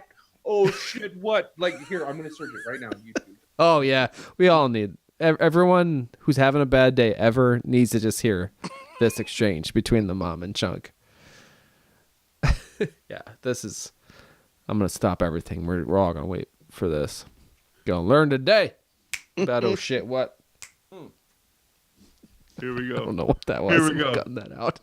All right, is it in the? Wait, no, wait. I'm gonna do it. I'm gonna play it over the Long Walk Short Drink. Oh, excellent. Let me go there. That really helps me. You keep talking while I find it. While I get this all set up. Moto, have you seen Goonies? Well, what's tough for me to say is I feel the same way about Star Wars. It's like I know them, but I can't say I know every scene consecutively. And but I've been going back through the Star Wars to say, yeah, I've seen them because I've seen them consecutively. It's always been like on television and piecemeal. Yeah. No, it's worth like, it's just fun. Like I know, it's, I'm it's ashamed. very fun. I'm ashamed. No, yeah, No, you I don't don't have to be really get down for that because I Also, Moto, like you have to understand, like this is totally fair. And Dave's already alluded to this once. You're about 5 years behind us, so like Yeah. Goonies would have been old by the time you would have been like. I would be Shamrock into loves Goonies. Goonies. Oh yeah. Shamrock he's a Goonies dude, and somehow I changed the channel somewhere. I don't know. Well, if I didn't see it as a kid, obviously it would have been harder for you to see as a kid. And there was a long stretch where I swear to God, Moto watched. From my perspective, I saw Moto watch no TV for like 10 years. Really? Like, yeah. Didn't you watch? I mean, now you watch things like South Park and stuff, like you have shows, but there was a long time where I feel like maybe you watched it with your friends, but you did not watch TV. Yeah, well, like you said, there's always someone that had an agenda on the television, so I'd be like somewhere else. Yeah. Oh, between mom and me, good luck. Yeah, and then they got the DVR. Oh, man. They got a new DVR. I got the old one, and I started taping stuff. Actually, one of my newest things is the Cheaters. I'd tape the Cheaters, and they play like 10 episodes at 4 a.m. And Saturday, I watch Cheaters for like hours. I don't know that one. Is that where like people get caught cheating on their like partners or something? Yeah, Oh. it's like Nice. watching Maury Povich or something. It's a I guilty mean, pleasure. No shit talk at all about this, but your mom watches some fucking TV. Like, my! Your mom watches some fucking TV. She discovered El Rey, and they do Stargate You guys have Atlantis. fucking El Rey? Oh yeah, son! I watch. I would get nothing done if I had El Rey. Cereal every morning. Man. And then The I watch fucking Knight Rider. Hulk? Yeah, the Incredible Hulk. El Rey, with the El Rey channel is fucking amazing. You have it too? No, I I'm don't gonna have kill it, but myself. you need to get Sling TV. It's on Sling TV. For our listeners, El Rey is the television network of Robert fucking Rodriguez, who we talked about on this show a lot, but it's basically just shit like we love. He made a fucking network of it, and he's like, if I like it, I'm gonna put on it. So they'll just play all the Bruce Lee movies in one day. Yep. They'll play the Incredible Hulk at breakfast And Big time. Trouble in Little China. Big and Trouble in Little Stargate China. Atlantis. They have a luchador show. Like it's a television show, but it's about luchadors. Like it's awesome. I don't want to forget to say too, like the Wolfman in this movie is also known very popularly in some circles as Uncle Rico from Nacho Libre. Napoleon Dynamite. Oh yeah. Uncle Rico is Man, the if I Wolfman. could go back to '82, coach would put me Exactly. in. I'd go state. Football over those mountains. I don't like the way you're looking at me, Napoleon. Yeah. All right. Let me unmute some shit and let's see if I can get this. Oh, to you got play. it? Yeah. Okay. Get ready for magic, everyone. let's see here. This is in my opinion, the best delivery of shit that would ever occur. Oh, my mic is already unmuted. The word shit, or just like any dialogue in movies? It's the best delivery. It's Chunks delivery. It's so fucking perfect. It's just like, let's see if it plays. Oh, wrong one. What is that? Oh shit, what? Oh shit, what? Oh shit, what? So this mom. Shit, what? Oh, wait. I got it. Like, it's so good. So the mom is the same mom from Monster Squad. And she's like, what is that? So if somehow you lived under a rock and don't know the Goonies,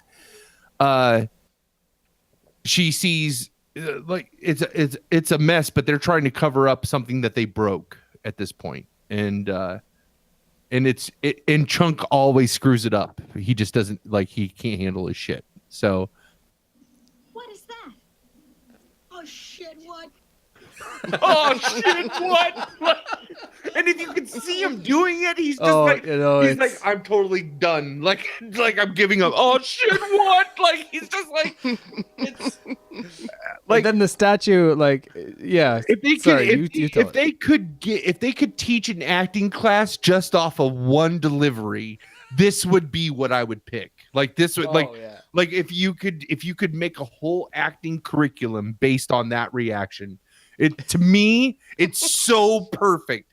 It's perfectly played off. It's perfectly acted. His facial expressions are perfect. Oh, best line. But it's the same mom from Monster Squad. So let's get back to it is. Yeah. And it's the kind of, like, I mean, Fat Kid has that great line, Wolfman's got nards. That's a bit more pronounced. Yeah. But the oh shit what from Chunk, it's hard to beat. Oh shit what? I'm just kidding. Put it up against anything. Yeah.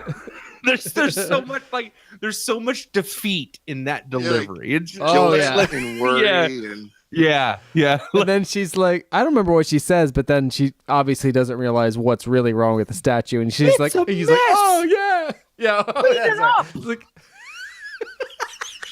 oh yeah, sure.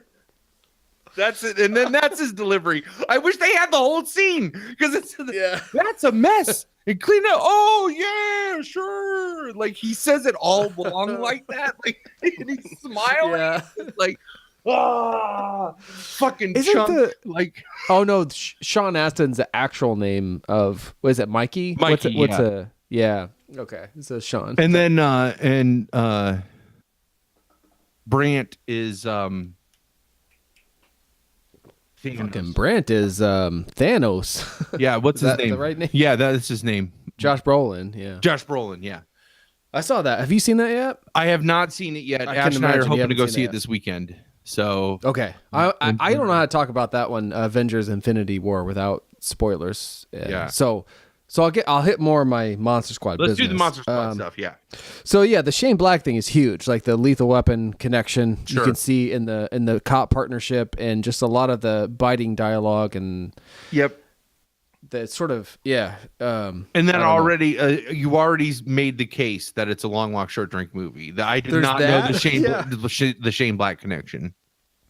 What else? I'm just looking at various things. So Shane Black, but Fred Decker. Sorry, I've been drinking too. Fred Decker. I think it's Fred Decker. Yeah. So he hasn't directed a lot of things. We mentioned House. That's actually, at least on this show, infamous. But Monster Squad did not do well at the time. And it's kind of killed his career for a while. And then as he puts it in some of the supplementary stuff, he did RoboCop 3, which killed his career for another so many years. I haven't seen RoboCop 3, but of course RoboCop is a... Are we talking about the dad who was a cop? Actually, the RoboCop 3 connection is for the writer-director, like co-writer Shane Black. and then director. Oh, cool. Not his name's Fred. So Shane Black is the co-writer. Fred Decker is the other writer and the director, and he did RoboCop 3. But do you know the cop dad from other stuff? For some reason in my mind, it just came to me his face. This would be really interesting if it's right. In Spaceballs, when he got to special and the alien pops out of his stomach, that guy's face really looks like the cop from Monster Squad. Oh, wow. that guy. Now, hang on. That guy, the guy who the alien actually pops out of his chest, is the same guy from the movie Alien. Yeah. That the I can't alien think of pops his out. name. And that guy just passed away in the last couple of years. Hang on. And that's why he says, no, not again. He does No, look a little not bit like again. him, though. Okay. Uh, All But right. that guy Shit, what might is be that in guy's the name? scene with him because it's a bunch of. Well, I did a lot of cocaine in the 80s, so it all blends together. It's like it's a hell of a drug. He was a pre-adolescent On cocaine. kicking my pet monster ass and snorting cocaine. John Hurt is who that actor John is. Hurt. There we are. Yeah. But Okay, while you guys keep talking, let me look up and see if what else that dad has been in that you've seen him in. He should, yeah, like that dad too, like that where we were joking about Snyder and whatever, not playing. Well, I feel like there are really people chewing the scenery in this movie a lot, like the kids a little bit, but like the dad is playing it straight, like the marital troubles, all that stuff. He's really No, like they're in going to at win it. Like I think Yeah, everybody's he's in it to not- win it. Like the mom. Yeah, he is authentic. The- I his believe every partner moment of is that totally guy. in it. The scary German guy is in it to win it. Like Yep. Yeah. I mean, think all the sometimes all the a little Universal bit monsters are in it to win it. Like seriously, Oh. like Mhm. they brought it. Like everybody I brought their agree. game. Like Frankenstein monster was played by someone whose name I don't know Tom right Noonan? now. Tom Noonan, who is, I've never seen Manhunter, but I know that is the Michael Mann movie that's sort of the before Silence of the Lambs, but dealing with Hannibal Lecter. So like Tom Noonan is a serious capital A actor. he is you seen also the axe murderer. One of my favorite movies is not one of my. I mean, it is one of my favorites, but Last Action Hero. If you've ever seen Last Action Hero with Arnold Oh, yeah. Schwarzenegger, Oh sure, Yeah. yeah. he plays the axe murderer from the original like oh yeah. movie Oh, yeah. that they end up bringing back. Like they end up sucking him Yeah. out of the. You know what I mean? And then they Yes. see him on the red carpet. That's who Tom Noonan is. So Tom Noonan is like he's in it to win it is an understatement for him, and so none of the kids saw him out of makeup. Oh, really? That's awesome. Yeah, that was like how he was playing this. He nails he that wouldn't. Frankenstein. That is a great Frankenstein yeah. monster. Oh, it's so portrayal. moving. Like Yeah. the stuff between. I mean, so one of the tropes of like, well, I don't know what you call it, but like one of the main things about like the Frankenstein character in movies. One of the iconic scenes is this scene in which, from the 1931 movie, where he comes upon this little girl by a pond. She's throwing like dandelions or something into the pond, watching them float. He's an innocent. He doesn't understand. She's So when they run counting- out of dandelions, Yeah, she's counting flower petals.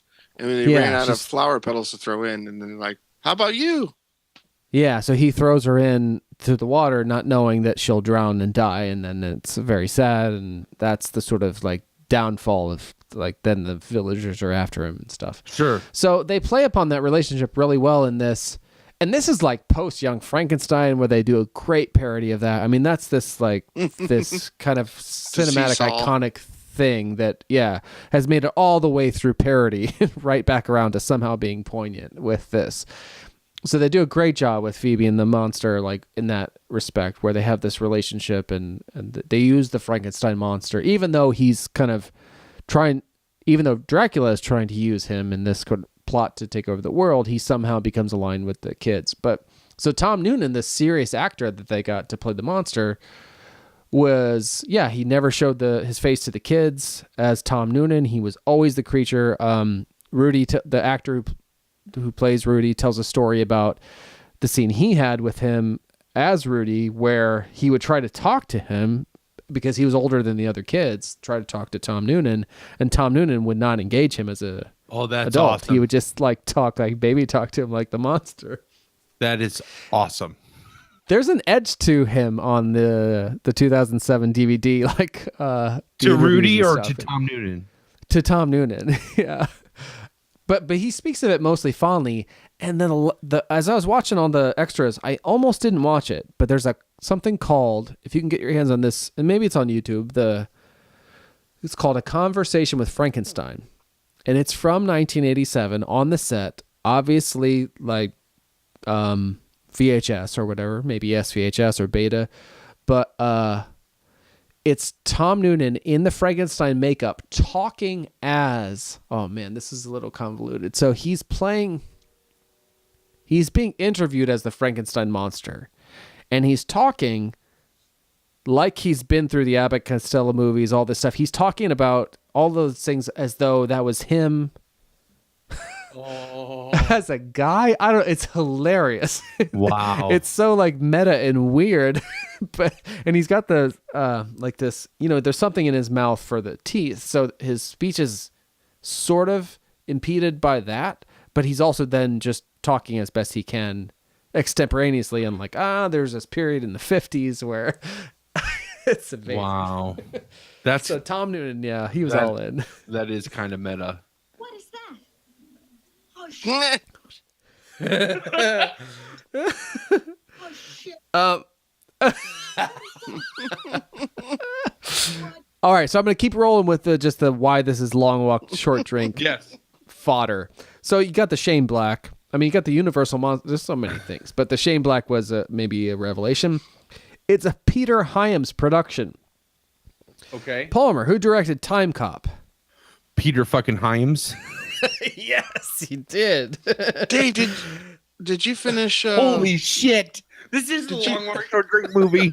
Did you finish the newest JCVD on? I realized recently, like when I was last weekend, where I'm like, what am I gonna do? I don't know what to watch. I'll watch Wolfman. I forgot that I have JCVD to finish, so I have maybe 1 or 2 left. Okay. So I got to do that. Is that Even the before show, Cobra the Kai. Amazon show? I haven't watched it yet. Yeah, that's the Amazon. Yeah, the Amazon show. That's not the title. I couldn't find the title, but the one guy, Philippe looks just like him, but Philippe believes that Time Cop is the best movie ever made. That's right. Really?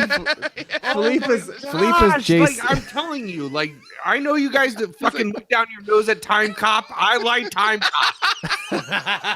Yeah, like, but I'm a sucker for time travel movies. So, like, I mean, there's good It things. was- There's there's good things about it. I mean, I like man. Bloodsport and Kickboxer and all those too, but like, I love conversations like this. fucking Time Cop is amazing. Like, that opening sequence, the exposition sequence at the beginning, where the dude it's in like the 1930s, and he's like, he like walks in, and everything is like old timey and awesome, and it looks like this amazing period film, and then he like sits down at his desk and like pulls out a mini disc player and like starts listening to headphones, like with the mini disc player in the 1930s. And you're just like, what the fuck is going on? And then out of nowhere, like this dude shows up and just like, you're like convicted of time crimes and like all the, and you're just like, this is awesome. Like, this is so fucking cool. Oh man.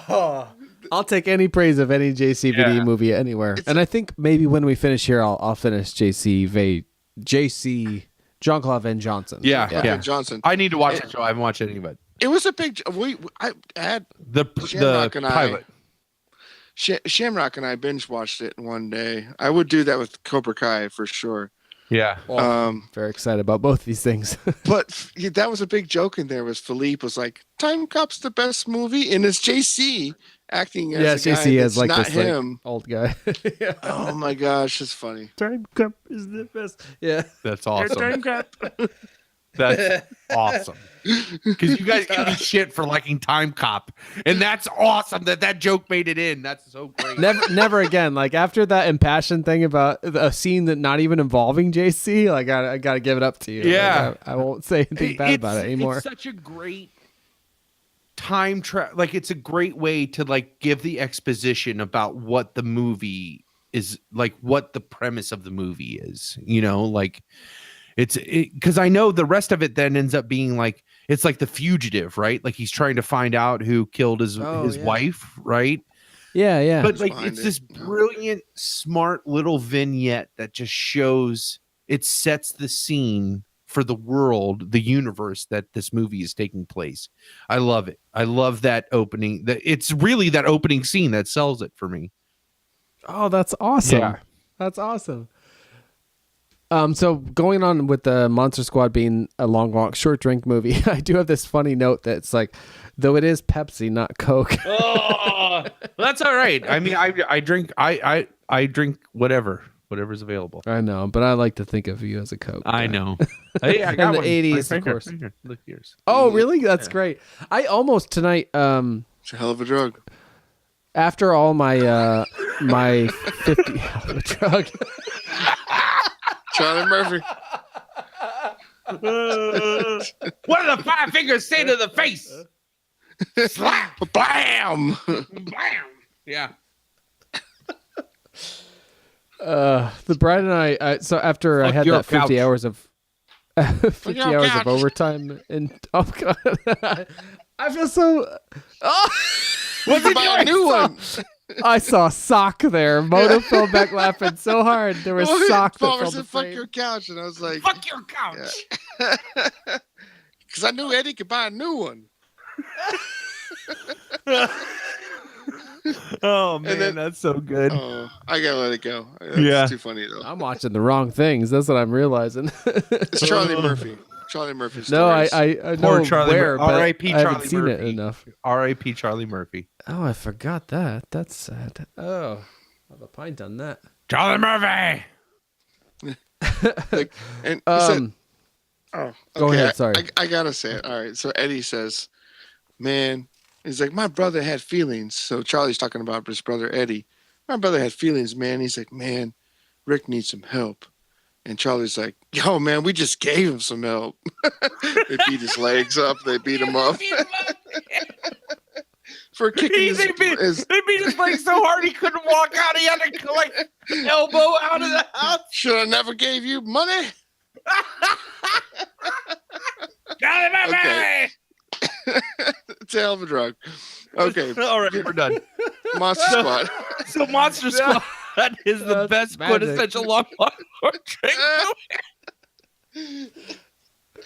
Is Chappelle Show on one of these streaming services that I can catch up? No, they're hard to find. I think They are hard to Really? find. Yeah.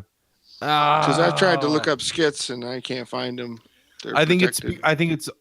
it's because they're so because of the untold story of how that show ended. I think that's part of it, of why it's so hard to find. I would. Buy I'm sure Dave Chappelle probably fights hand and tooth to like sign away his rights for that stuff getting put it distributed, out there. Yeah, to be put out, and then or conversely, Comedy Central could be like, "Fuck him! Like we're not giving him any money for this stuff. Like for how he treated us." I could see either way happening. Oh, that sucks. Because they would have to give him money if they distributed that, right? Yeah. So I could DVDs or anything? It's got to be on DVDs, right? Yeah, maybe I would buy DVDs. it. Yeah, I'm sure if you pirated it or go to the library or whatever, you That's probably what get it. Yeah. I pay for that stuff. I've seen That's- very little of it.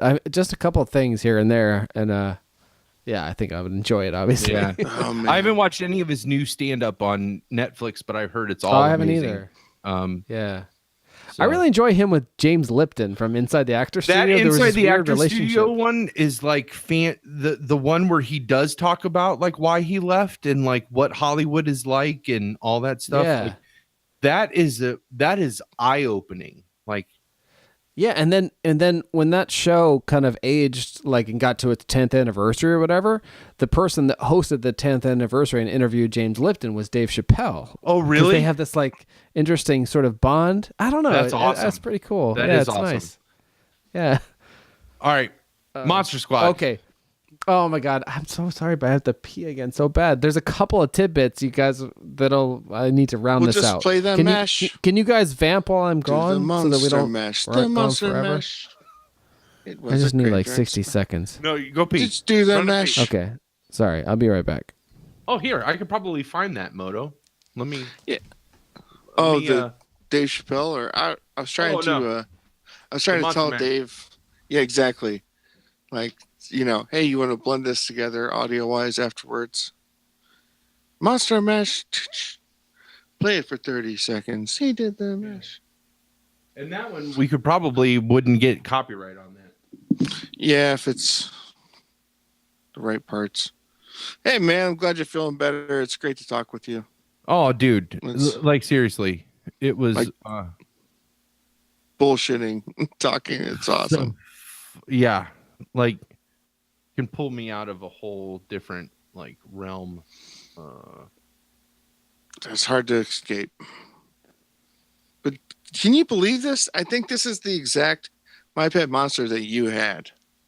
Because this is the one that came with the football jersey. Yeah, no, that's it. That's the one. That's fucking crazy, man. Oh. And I still just want to kick and punch it. Some things never change. Oh, that's not it. Why isn't this playing now? Oh, I know why. The Monster Mash. It was a graveyard smash. He did the mash. It caught on and flash. He did the mash. He did the monster. From my love to the castle east, to the marsh in the bedroom where the vampires feast. The ghouls all came from their humble abode. No, but this should be old enough that the copyright doesn't exist on it anymore, right? They did the monster You know more than I do on that. But It was a graveyard. I don't know. Like that's why like Disney changes what Mickey Mouse looks like every so often is because the old copyrights run out. There's a certain isn't Dave, do you know anything about copyright? Just a little. Isn't there a certain period in time, like after it's existed for so long, it's not under copyright, like it moves into free use, right? Yeah, public domain at a certain point. I don't know the years, but like Frankenstein, for instance, is definitely in the public Is domain. in public domain. Because I was just saying, because we were playing Monster Mash while you were peeing. Oh, yeah. And Open My Pet Monster, right? yeah. And I was like, well, shouldn't this be old enough that this would be public domain by now? I forget how old it has to be. Yeah. It's not I don't as know if old it's as you think, though. Like that's why companies are constantly updating their logos and in icons and all that stuff, is because ultimately the copyright runs out and then people could filch it, right? And make Yeah. of it too. Well, sometimes too, I think it's whatever the options might be. That's why you get like Sure. a new fucking Spider-Man origin every 5 years or something. Well, and I use the Mickey Mouse example for Disney. Like they changed the style of Mickey Mouse like every through these and it's all because of copyright. That's why they do it. Yeah, and that's what they were talking about in the commentaries and stuff about Frankenstein. Like those characters, like they're in the public domain, but the universal representations are not. Right. Yeah. Okay. I'm glad we play. So you played that song a little bit, We the played Monster Mash. Monster Mash a little bit. Yeah. Yeah, I love that. I mean, ostensibly sung by Boris Karloff, though I don't think for real. But Zombies were having fun. The party had just begun. oh yeah, I love that. So another one of these tidbits. This stuff is kind of in order. Oh, this is I can't do all these kind of minute things, but the armadillos, for anyone, if ever there's any Universal fans listening to this, like in the intro scenes, the armadillos, you're like, what the? If other people are like, why are there armadillos? Because in Dracula, 1931, there were armadillos for some reasons instead of rats, and so it's a little homage. Awesome. But more in the long walk drink like category. I'm just going credits wise. It says, this is the credit. Monsters created by Stan Winston. Stan Winston is fucking a genius as far as practical. All effects Star goes. Wars business. All yeah. Star Wars. Like, he is an amazing practical effects guy. That's a hell of a get for a movie of Yes. kind of that caliber. I would not have put. I mean, now knowing what it looks like, and I bet you they only got him because of the Universal Monster connection. Like, I bet you're right. Yeah, that was the thing because at the time, perfect. Yeah, thank you for bringing that up because at the time, it was probably in the trades and stuff. Is like you're going to get to redo the Jack Pierce makeups. yeah. And who better do that? And I bet you anything, just like the director, he was probably a fan of those practical effects. Oh man, And at that age, you don't get into that without those movies. Oh man, because it's like all the Universal monsters and Harryhausen. Those are the two references that you always hear for practical effects. Is Harryhausen the stop motion stuff? Yes. Okay. Yeah. And so whenever you hear those practical effects guys talking about why they wanted to get into practical effects, it's always the Universal monsters and it's always Harryhausen. Those two guys, because like the guy from Universal did all the Universal monsters and then Harryhausen. And so usually in any of the like interviews you'll hear with practical effects guys, another one is George Romero's practical effects guy, who's also Tom Savini. That's a little later. Yeah. He also references the Universal monsters and Harryhausen as well. So Harryhausen would be like Jason and the Argonauts and yep. What's the other one? Dinosaur. The Lost World, the original The Lost World. He did. I feel like that was the him. main one I'm missing. It's oh man, it's like it's got Medusa. It's got Harry Hamlin. No, you're thinking of Fuck! How can we not? They just rebooted it in 3D. It's the Greek pantheon of Yeah. Am I thinking the right thing though? Harry I hate to have to resort to it, but I'm gonna have to. Harry and the Hendersons. Yeah. That's right. I'm just throwing shit out there. Jason the Argonauts. 80s. I think I have wrong thing. Clash of the Gladiators. Clash of the Titans. Clash of the Titans. That's it. Is that the same thing? Same guy? Let me see here. Because if it is, the guy the guy that plays Van Helsing is actually from those movies. That's why I was especially interested. Yeah, I don't know if he's from Harry Clash of the Titans. Yeah, his name is Ray Harryhausen. I thought his name was Harryhausen, but it's Ray Harryhausen. Paste. Did he do Clash of the Titans? No, because that would be perfect. Let's see. That would be one more Wikipedia thing. Has life and career 1930s and 40s. Harryhausen. Yeah. Sorry. Did you find it? Ray Harryhausen. I'm looking at Jason and the Argonauts, but I feel like Clash of the Titans. Yeah, he did visual effects for that too. Yeah. Also, the Gold Voyage of Sinbad. Yeah, Clash of the Titans. Video you still Sinbad, all of that. And if you've seen any of those movies, you can tell that it's the same. It's the same guy doing the practical effects. But so him and the Universal monsters, because you hear Guillermo del Toro talks about the Universal monsters inspiring him. Those two guys. So that's awesome. That is. Yeah, so the Stan Winston thing is pretty cool for that movie. It's executive produced by Rob Cohen. Now, Rob Cohen happened to direct a little picture called Dragon the Bruce Lee Story, 1993. Wow. Motherfucker. Like, yeah. And that's not. Go ahead. Sorry. Well, I was just going to, because I just brought him up, just so people understand Stan Winston, the implication of Stan Winston. Oh. Like, yeah. I'm just going to say the first 4 films that show up on his known for on his IMDb page. And then you'll be like, oh, yeah, he is a heavy hitter.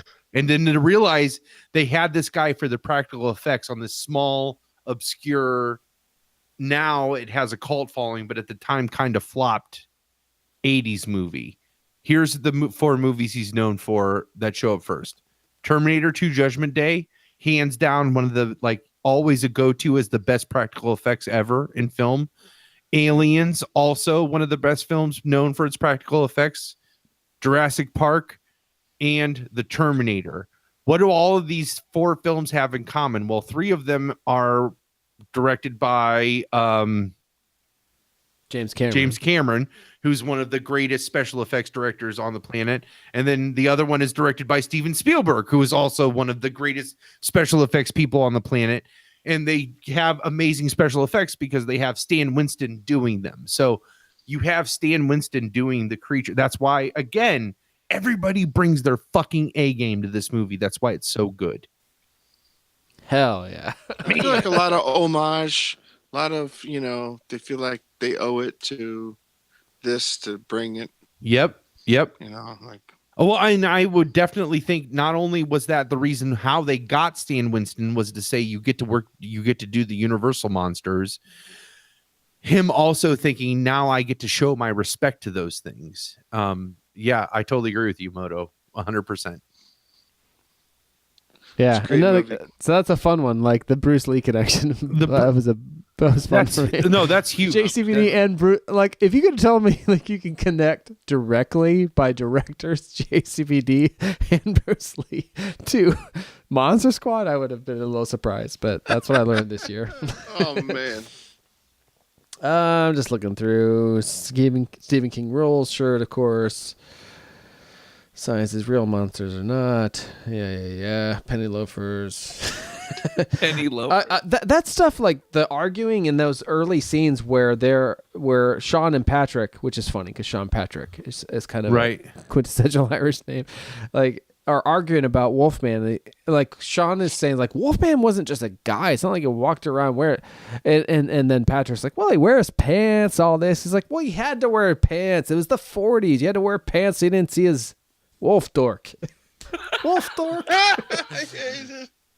But that kind of talk, this is like 1987. Like people didn't really talk about movies in movies very much. Right. Like until you get to like the Clerks Pulp Fiction era. So like that's a little bit, I don't know, like avant-garde. It was ahead of its time, I feel like. And I feel like perhaps that's what they talk about a lot in the DVDs, that they didn't really know how to market this movie because parents didn't want it to be too scary for their kids, which it kind of was. And adults didn't want it to be like too kid-like. You know, who is this movie pitched at? Like that audience didn't quite exist then, but it certainly does now. So it's PG-13. This is a great example of what I wish PG-13 was today. Is this kind of movie? You know what I mean? Like, let's push that boundary of R. Let's stay right under R, and just above PG. You know, like, and yeah. And this now, would be like I feel like now they make PG-13 movies where they're PG movies that say fuck one time. Like that's right, their rule. Exactly. You know. Yeah. You little bitch. Chucky. You little bitch. Oh man, yeah. So yeah, I have too many of these to really go through, but they're fun. Another one in that kind of vein of referencing movies is like Phoebe, this little kid. He's like, "We're in war. We're not in war with so and so. We're in war with Vietnam. It's in Rambo." So there's a fair amount of that kind of stuff. Even Patrick says this thing about when he's talking about that teacher who, like, why would I say this bad thing about that teacher with the cat hair? Yeah. He's like, but I wouldn't, sir, because how rude. And if, like, that's C-3PO. Like, you gotta, I mean, nobody copped to that, but to me, that's C-3PO. Of course, I have Mary Ellen Trainor, the mom in Goonies, married to Robert Zemeckis, Uncle Rico, all this stuff. I did have a Bill and Ted note. I'm not sure why. For me, it was the cops. I kind of like missing things, like things were happening underneath their nose. And I think I said Lethal Weapon, and I'm not sure what else I said, but a little bit of Crow in there too, as far as the cops go. Yeah. There's a little bit of Ernie Hudson in that, in The Partner. Yeah, I can see that. Well, and how things are happening, these crimes keep happening. And it's like, you're not keeping up with your thugs, man. That's almost like T-Bird. I feel the like aftermath, the cop stuff is almost like a film within a film. You know, like you could almost pull that stuff with the dad and the partner. I know it's just like the major scene is the stuff in the museum, but there's a few key scenes that they have together where it's almost like a buddy cop movie inside this adventure movie. Cuffs. You know? Absolutely, yeah, cops. Yeah. cops. Well, and Fred Decker said that like that was a total Shane Black thing, the whole cop angle and the father. Oh, and really? obviously, it's probably because he was thinking about it, right? In Lethal Weapon. Sure. No, that at that makes very sense. same time. Yeah. What I have for you? They're gonna yell at him. Also, Go somehow, ahead. Yeah. Buffy the Vampire Slayer, the movie, like My Pet Monster, the movie, also comes up quite often when my brain in association with Universal monsters and vampires. So, yeah, just mentioning. Oh, I have a special. Yeah, I love that movie, Buffy. I mean, I initially was into Buffy the Vampire Slayer, the movie, because I was into two things at that time. One was Luke Perry from 90210, but also Christy Swanson, who's hot as fuck. Swanson's pants. Whoa. Yeah. So I saw that movie a lot in the theaters, and that movie is really fun and really funny, and it's written by the same guy who did the series and stuff, but it has a slightly different vibe. Earlier in the show, I kept my mouth shut, but I'll say it now. But it's like, let me in, Pike. Yeah. Let me in, Yeah. Pike. I'm hungry. I'm hungry.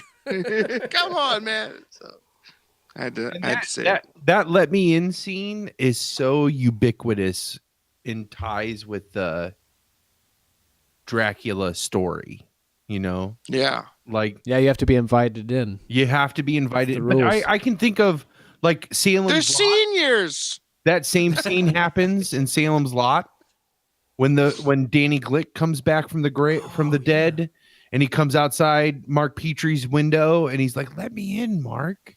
And he's like, again, it's that same exchange, and I'm pretty sure it happens in Fright Night.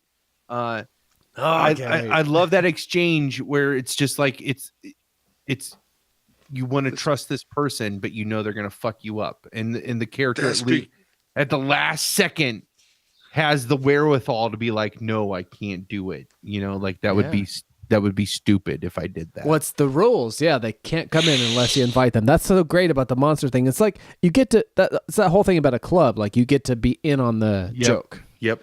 And yeah, that's fun about it.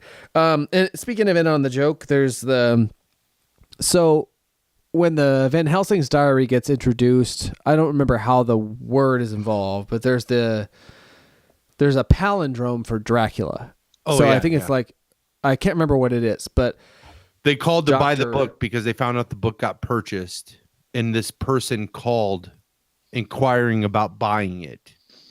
And then ended up, because after they go to talk to Scary German Guy and find out what the book actually talks about, that's how Sean realizes, oh, this is Dracula. It's like something, the name is scrambled, and he's like doing the anagram, and it anagrams out to Count Dracula. Sorry. Yeah. What did I say? I said palindrome. Yeah. Which would be backwards. Which I think it might be coming. Yeah. Anagram is the right thing, because it's not only Dracula, but it's two things. It's like you got the Ed Wood joke about Dr. Acula, and then also in Son of Dracula, which I'm much less familiar with, but in which Lon Chaney Jr., who's also played the Frankenstein monster but is most known for the Wolfman, he plays Dracula's son, and he goes by his name is that whatever it is on the paper. Gotcha. So it's a little inside joke there. Gotcha. Anyway, I don't want to say everything. I love the stuff with Eugene in which the mummy is in his closet, because that's that whole thing. Like as a kid, you fear that there's a monster in your closet. The dad comes in, it's like, oh, look at that big scary monster. Yeah. There really is a monster behind him. Still current marketing with that notion. Yeah. With something going on now? There's still current marketing with that notion. Yeah, monsters under your bed, and Yeah. Well, extra fun. There's a few fun things about that in general. One of which is My Pet Monster. The toy is sitting on the shelf in that scene, like plain as day. Yeah, I remember seeing that. Yeah, and then Eugene is wearing a Robotech pajamas, which Robotech was something I enjoyed. I don't remember it as well. Robotech was a little bit, I don't know what you call it. It's like a little bit Transformers. I don't know. There's these few things. It's a Robotech. I think I would put Robotech. Wouldn't Robotech be more in the Gundam range of stuff? Like, I don't know what Gundam is. It was like a cartoon, and it had toys. There was Robotech, there was Silverhawks, there was shit like that. But it was fun for me to see. Is that Eugene one of in those show. like they get inside robots, like it's human beings that are piloting robots, right? Something like that? Yeah, Voltron-esque. Yeah, it was Yeah. definitely like a Voltron ripoff, kind of, Yeah. or at least Voltron sort of, derivative thing. Eugene also had a Punisher poster. That's like Eugene is the youngest, other than Phoebe. Like I don't know. like Dolph Lundgren Punisher. I think comic book. Oh, comic book. Like Marvel. That's Gotcha. pretty intense, though. Yeah, he is like because I would put him as Phoebe's age, right? Like Yeah, he's. I don't know what Eugene's story is, but like how he's in the group. Yeah. And his dog Pete, which is a beagle, which I have a soft spot for beagles. It's Sure. fun. Yeah, it's fun where the Monster Club becomes the Monster Squad. That's a great like moment, a shift. And there's that line. Horace goes like, "What's a squad?" And Patrick goes, "It's like Miami Vice, I think." I feel like that's an 80s word. Squad. Squad, maybe. Well, there's that whole thing now about like squad goals, which I'm not even sure I know what that means. Okay, I'm it's not a thing hip you on hear. that. But oh man, they did it, and I feel bad for people that haven't seen it. Oh yeah, you gotta. Count Alucard is who Thank he you. plays in Yes. Son of Dracula, which is Dracula. That's right. Scrambled up. Alucard. Perfect. Yes, is that is Dracula what I was scrambled up. reaching for. So in Monster Squad, it must be Mr. Alucard called to talk about buying the Van Yeah. Helsing Yeah. journal. Yeah. Creatures. A mummy came in my house. 12-year-old. Okay. Again, and that scene with Eugene and his dad is another great like hammering home like the adults are just clueless in this whole thing. That's right. Yeah. You know, Let's eat a burger and have some understanding together. Yeah. You might be able to help me with your monster crap.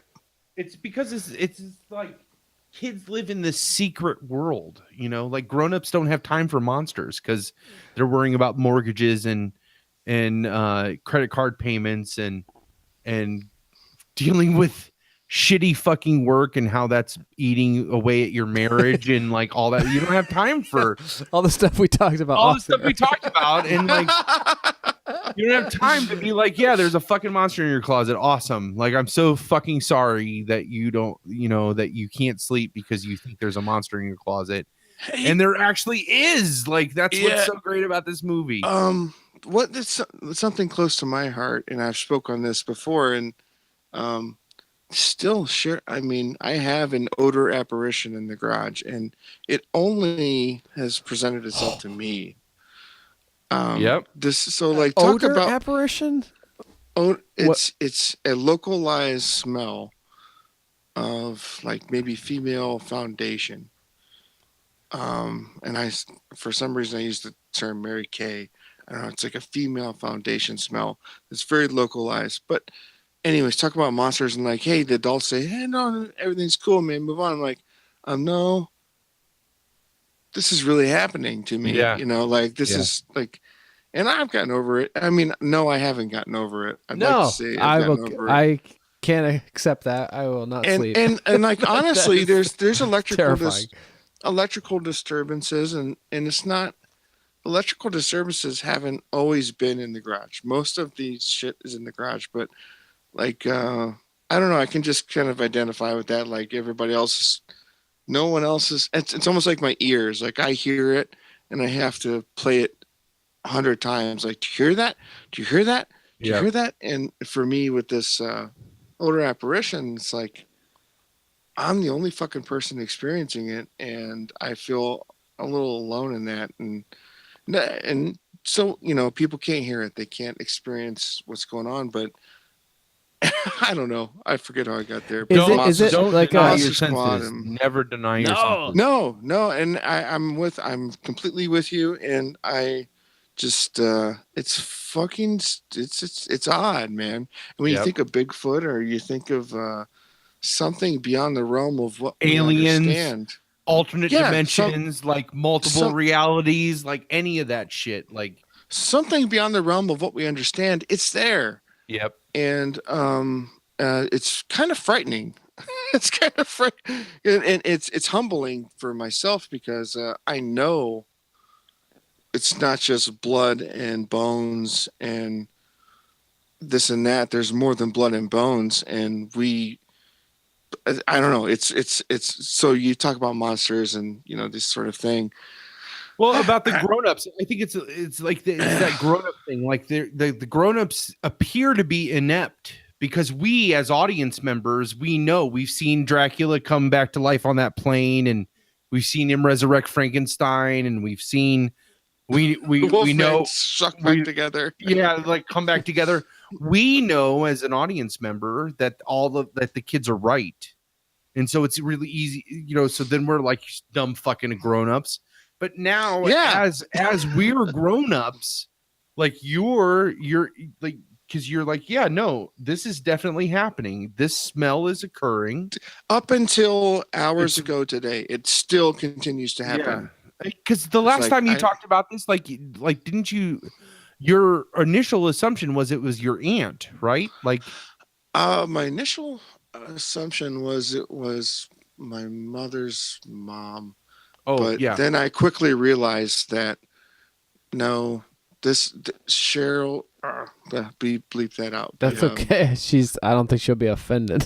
Well, no, I'm not trying to get too weird, but within hours of when she passed away, there's 3 pictures of the girls in her.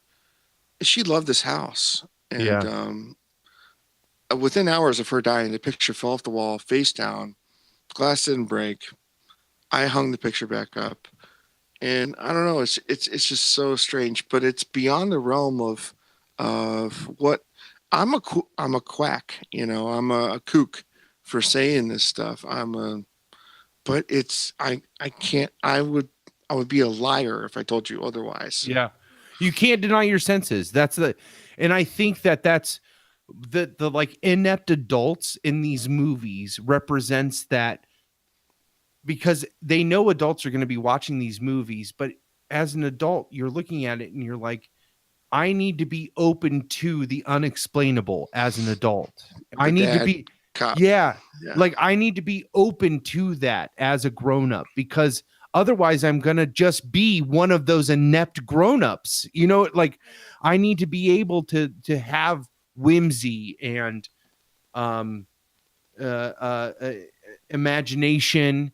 And maybe there's something to it. That's what they really get across. Can't explain anything. I can't explain everything. Like I need to accept that fact. And these movies do a great job of illustrating that for grown-ups. Like we don't get that message when we're kids. We just think they're dumb. Like, oh, they don't know because they're grown-up. But as grown-ups, we're like, oh, imagine if his dad would have bought in earlier. How would that have changed the events? And we get to have that reflection as grown-ups watching these movies. So I totally am with you 100% that like we need to remember. That's why it's so important, I think, to watch these movies as grown-ups is to get the adult message from them, to get that like to learn that lesson from the stupid adults in these movies, like listen to kids sometimes. They might know what they're talking about. Yeah. But for a reason. Yeah. Yeah. No, totally get it. I'm with you 100% on that shit. And I tell you, I would tell you if I smelled that smell, if I was in your house. God damn. I haven't had anyone else experience it, but I've been screaming for that for years with my ears. Like, do you hear that? Do you hear that? And then Dave would eventually say yes, so I'd leave him alone. Or my dad. This guy hears things. You guys hears things in the musical spectrum that the rest of us only feel. Part of that too is still, how maybe there's people that have smelled that smell, but they can't come to terms with admitting they smelled that smell. It's beyond us. It's honestly beyond a smell. I mean, my hair's raised on end, and I can feel something, and it's what just confuses me is like why they're trying to show themselves to me. Yeah, and you could just be you could have the one wire that's just wired just right in who you are, that you're a conduit. Maybe they're trying to get to all of us, you know? I kind of, yeah, I don't want to be a conduit, but maybe that's it. Well, But you don't get to choose. yeah, No, that's, I read shit online and they said, you know, that's like something you have to come to terms with. Yep. Because you are who you are, right? And That's all only- far too frightening for me. Yeah. Go I only somewhere have else in the bathroom because that's too one- scary.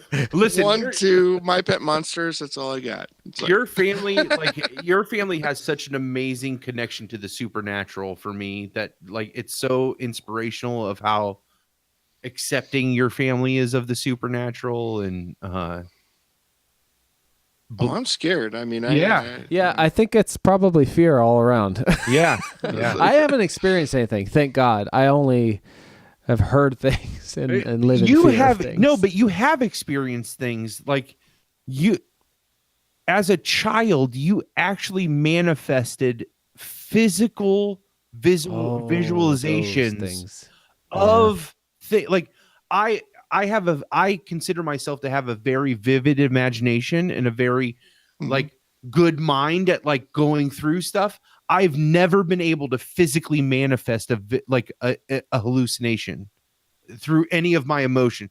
None of my Without emotions drugs. are thought without drugs. Yeah, that's fine. Because I have had, you know what, and I've talked about this on the show too. I have had I'm just being funny. just once. No, and you were involved with it where you guys were playing music and All I right. was so fucking just stoned out of my mind and like No, Oh, yeah, I could see I the know music exactly what you're notes. talking about. It's the I Grant. could see the music. Yeah, at the Grant, I could see the music notes coming out of the speakers. It was so I awesome. remember think you I knew talking that. about that. Yeah, it was so great. I remember that day very well. But you did that, Dave, as a child with no drugs. Your fear Yeah. induced those visualizations, and that to me is just mind blowing. You like, But that was like a character from a storybook mostly. Yeah. Like from the Night Before Christmas. Like whereas the things that maybe our dad is involved in and maybe that Moto's experiencing are much more real world, non-storybook. how do you know that though? It's Maybe that's your mind similar- saying, "Oh, I was just a kid and I made these up." How do Oh, you because know? it literally it had the stocking cap from the story and stuff. Didn't you say So- the one like it came up the stairs, like you would run across the stairs? And Yeah. you'd get like coming up the stairs and like Yeah, sometimes I would see my parents in that same kind of crouched space. But of course, in reality, they were in the other room. Yeah. Oh, God, that's also terrifying. But I'm telling, like, but again, like that's you as an adult trying to justify those things. You don't know what. That's a mean, you know, you could have repressed that stuff. You could have repressed that conduit. Like, and if you like, again, there could be viewers that are going to be like, "Fucking Palmer." But it's just like I, I just want to gotta- be open to it. I just want to be open to the Well, possibility dude, of it. like you can't talk me off. You know, I like I said, I'd be a liar if I said otherwise. It reminds me though of what you're saying is like the Scarecrow in Batman. He puts the flower in your face and it becomes your worst nightmare. Yeah. Like your mind is your scariest Yep. enemy. Yep. If you actually lose it, you lose it. Like, and so you have to be mentally strong enough to not lose it. But You have to be It's strong weird, not this- only physically but also mentally. You guys To keep be very talking. I gotta strong. piss. Sorry, And very just doing and JCVD flexible. quotes. and we have flexibility in our hips, And in our dexterity. crotch. Oh It my improves- God! Hold on, I gotta send you something. I was doing one of the workouts, and I haven't Suddenly- done one, but I appreciate you giving them to me. oh no, you should. You could totally. I mean, they're really I designed could for benefit like any fat- fitness level. Anybody. But so I'm doing this one, and he drops his pants. He doesn't even explain it. Eventually, you realize he's trying to show you like a certain muscle group in the legs, but like he doesn't say that at first. He just drops his sweats. I'm gonna text you this picture. It's crazy. That's pretty. I did it a while Trump-esque. back. It's like, well, No, let me drop my don't say pants and. Oh, I'm just saying that's kind of weird. That's weird. No, it is weird. Yeah, for sure, it's weird. It's definitely, but like you don't get workout video, and like now, if you go to JCVD World, You it's can not do showing the it. workout. It's not showing the workout thing. Oh, here it is. I'll text this to you. I was. I was just like, I can't believe what I'm seeing. Yeah, I've got one more to go. You're supposed to do them like 8 weeks, but I've done them over the span of I don't know how long. That's awesome. And the last one I did, I think it was this one actually. It's a slow motion workout. It's a this I don't know, especially I texted. Yeah, I texted this picture to Moto just now because I was doing JCVD quotes when you left, and I was doing this. I'll text it to you real quick. I'm doing the workout. It's a slow motion workout, which is weird enough. He's like, your heart rate's not going to go up. You're just going to concentrate on the movements, and he drops his pants. What? like on accident or on purpose? No, fully on purpose. Like to show you, I guess, a muscle group. Called But the penis. He doesn't say he's gonna do it. All I can think of is that scene when he's like, or that story that you told me when he's like all coked out and like people would come to his trailer and he's just like working on one little muscle on his arm and like would make them look at the light to see the muscle and like that's awesome. Yeah, so that, I don't know, but that cracked me up. So I took a picture of it at the time. This was April 18th, meaning to show it to you guys. But my gosh, he's just doing squats, and then he's just like drops his drawers. Why? No discussion about it. I don't. Eventually, I'm he's on my like, phone, so I don't want to leave it. you can't see it. Yeah, it's so silly. Oh, Moto, you are missing out, buddy. Wait till you get to see this. And I'm just telling you, with this haphazard screenshot of this like going on, you can still glaringly tell that is a box dye job on his hair. Like, yeah, it's pretty bad. And that was years ago. That's a weird thing about these workout videos. Like he says his age at one point. It's like 2 years ago. And right now too, it's not even on his website. So I don't know if he took it down anyway. Wow. I've still been training. Oh, you know, the last time we recorded, I talked about going out, freaking out, raging out on the strike bag. I broke it. I popped the thing. Awesome. Really? Whoa! I mean, it's kind of awesome, but it sucks because their it's whole broken. lives to do that. No, you're just not supposed to go at him in Doc Martens. Oh, That's true. Yeah, that's awesome though. I guess it's still awesome. But I like popped it like towards the center, so it's like irreparable. I tried to patch it. So now, I did. I tried to put some duct tape on it, so now I can just like kick at it. Yeah, which is a good thing, but I can't actually kick it because of that. But that's awesome. I'm gonna get a heavy bag and just hang it in the basement, so that way heavy bag was what I thought I was getting. Yeah, because that would have been good. So that way, when I feel shitty, I can just go down and I want to get those like the MMA wrap gloves where they look like wraps that you would do with tape, but they're actually like they're reusable, you know? Oh yeah, and then just like go down and just for like 20 minutes. It doesn't take very long. To 20 minutes. It was like 20 minutes. Like I would have to work up to the 20 minutes, but just like I would try. I was trying to do 10, and like it's so that activity is so exhausting. Yeah, and it's great. Yeah, and just punch the hell out of that fucking bag for 5 or 10 or 20 minutes. Like, yeah, God, that feels so good. It was nice to kick that thing. Yeah, I'm gonna miss it a little bit, but I'll just throw the limbs around, I guess, in the garage. That's exhausting too. Like it's more exhausting to actually like hit something, but it's plenty exhausting just to try to kick, just to do karate in the garage. Yeah. Yeah. Awesome. You got any more Monster No real Squad? tidbits. No. That was the main beats. There's a lot of connections to the Long Walk Short Drink field of interest. Yeah. So there's Monster. a few things to just keep on the horizon for our listeners out here. So we're at episode 36 right now. That's 4 away from 40. 46, yeah. Oh, 46. 46, 4 away from 50. Yeah, 4 away from 50. Dave and I have talked about this before on previous episodes, so keep an eye out on 50. We're going to shoot for a full cast episode and get everybody on here. I think Moto, we were talking about how it'd be really awesome if every 10 episodes at least we could get the full long walk. Like That's cool. Get That's great. Twinkie on, get you on, get Double D on. Oh man, us, yeah.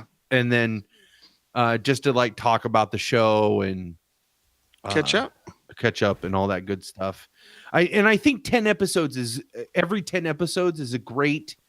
It's not committing everybody to coming on and recording for every episode, and we can really make the case of, hey, you haven't been on for 10 now, like you should come on for sure now. We need to hear from you. We need to hear from you. So I think that would be a great way to so we're coming up on 50. So listeners, keep an eye out for that. We'll have a full cast on for episode 50. We're going to shoot for. Cool. How about for the net? Let's do. Would you guys be up for doing Explorers for the next?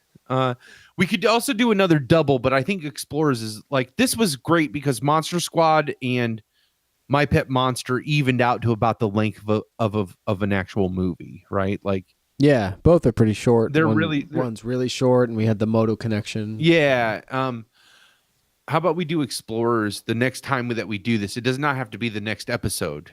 I don't want it to be the next episode. Well, and I don't always have to be the person that's involved. Oh, sure. But when it was My Pet Monster and Monster Squad, I was like, oh man, this is my childhood. Yeah. No, I totally get that. But I would love to do an episode on Explorers because that is just a. Yeah, and I'd love to watch that. I didn't see that. I'll watch the movie, but I don't feel like an expert on it. Maybe someone else is. Oh, sure. No, I totally get that. That one, I mean, I could talk right now for 2 hours about Explorers. Oh, it's awesome. Well, and I love Double D's idea of perhaps a segment. The only thing, what do you call it? Like long walk, short drink, remembers. That just feels like somebody passed away. I know, but the way I thought about that, because he's like, well, maybe you could have an intro or something for it. If we did if in our intro for it, the background music kind of sounded like the Oscars tribute to all the people that passed away. It's like Wolfman's God, no. Yeah. And it's just like all these fade-ins of these great little things from like kid adventure movies, and it's like, and now, long walk, short drink, remembers. Hey, okay, Flight of the Navigator. I don't know who's. Yeah, that was the kid from Over the Top. Yeah. I don't know who's listening, and I'm just gonna tell a weird story because I feel like we're wrapping up, and we can cut this out maybe. No. So Monday morning, I'm doing the National Cemetery. We have 42 acres to do between two people, and of course, I scheduled the other recording afterwards. The beginning of that day, I told you I had some troubles overnight, and just sweating and gagging, all this weird shit. But I go in and we have to load 3 skids of material, and I'm backing up my truck or van to load some shit. And I notice on my windshield wiper, there's a bottle of what looks like maybe like lotion for like skin lotion, just that shape of the bottle. But it was sitting on the windshield wiper and it was left open, and I'm barely with it. So I go and I grab the bottle and I close the bottle and I look at it, and then it says like something about heat. And then the fine print says anal lube. Oh, So I go into work. On Monday morning, and there's anal lube on my windshield wiper of my van. That's so specific. It says anal lube on I bet you could use it to lube other things. I don't think that's the only thing you could use it for. I don't know whose it was, but I'm riding, and I didn't wear headphones to like listen to music because we're in a cemetery and government job. But so I'm thinking I'm riding around. I'm like having a mundane, it's like having a bad Monday, tired of the ordinary. Try shoving something up your ass with new Myers anal lube. You'll be amazed what you can shove up there with some nice lube, anal lube. Oh, shit. That's wild. Like I've never seen something like that in real life. That anal lube joke. It happened to me in real life. So and that's Yeah, you want a weird Monday? Just pour some anal lube in there. Shit. I mean, that beats my Monday hands down. Hands down. Actually, I could use. I'm just being real. Monday. That'd be awesome. Yeah, I mean, having constipation, put some anal lube up there. It Anal comes lube. out easier. Your job's gonna bend you over and fuck you. Well, Grab your yeah, anal I was lube. working for the government. Yep. There And you then go. I had other moments throughout the week where I was like, I should have brought the anal lube. This would be a good day for the anal lube. Shit. Well, I appreciate you guys' patience with me, and You so always it's say good that, to- Moto. It's always a pleasure to have you on here. You should come on more often. Yeah, it's very Um, fun. I'll say that to all the cast members. You guys should come on more often. That was very appropriate. I appreciate you having me on, and Absolutely. It's been man, a pleasure having you on. it's a pleasure, man. Absolute pleasure. Please subscribe at YouTube. Search Long Walk Short Drink. Click the bell. Click the subscription. Once we hit, we're at. I think the last time I checked, we were at 40 subscribers. 41. 41. Broadman signed up. Roadman. Thank you, Roadman. So He donated work art here. you could be 42. So please subscribe. Click the bell.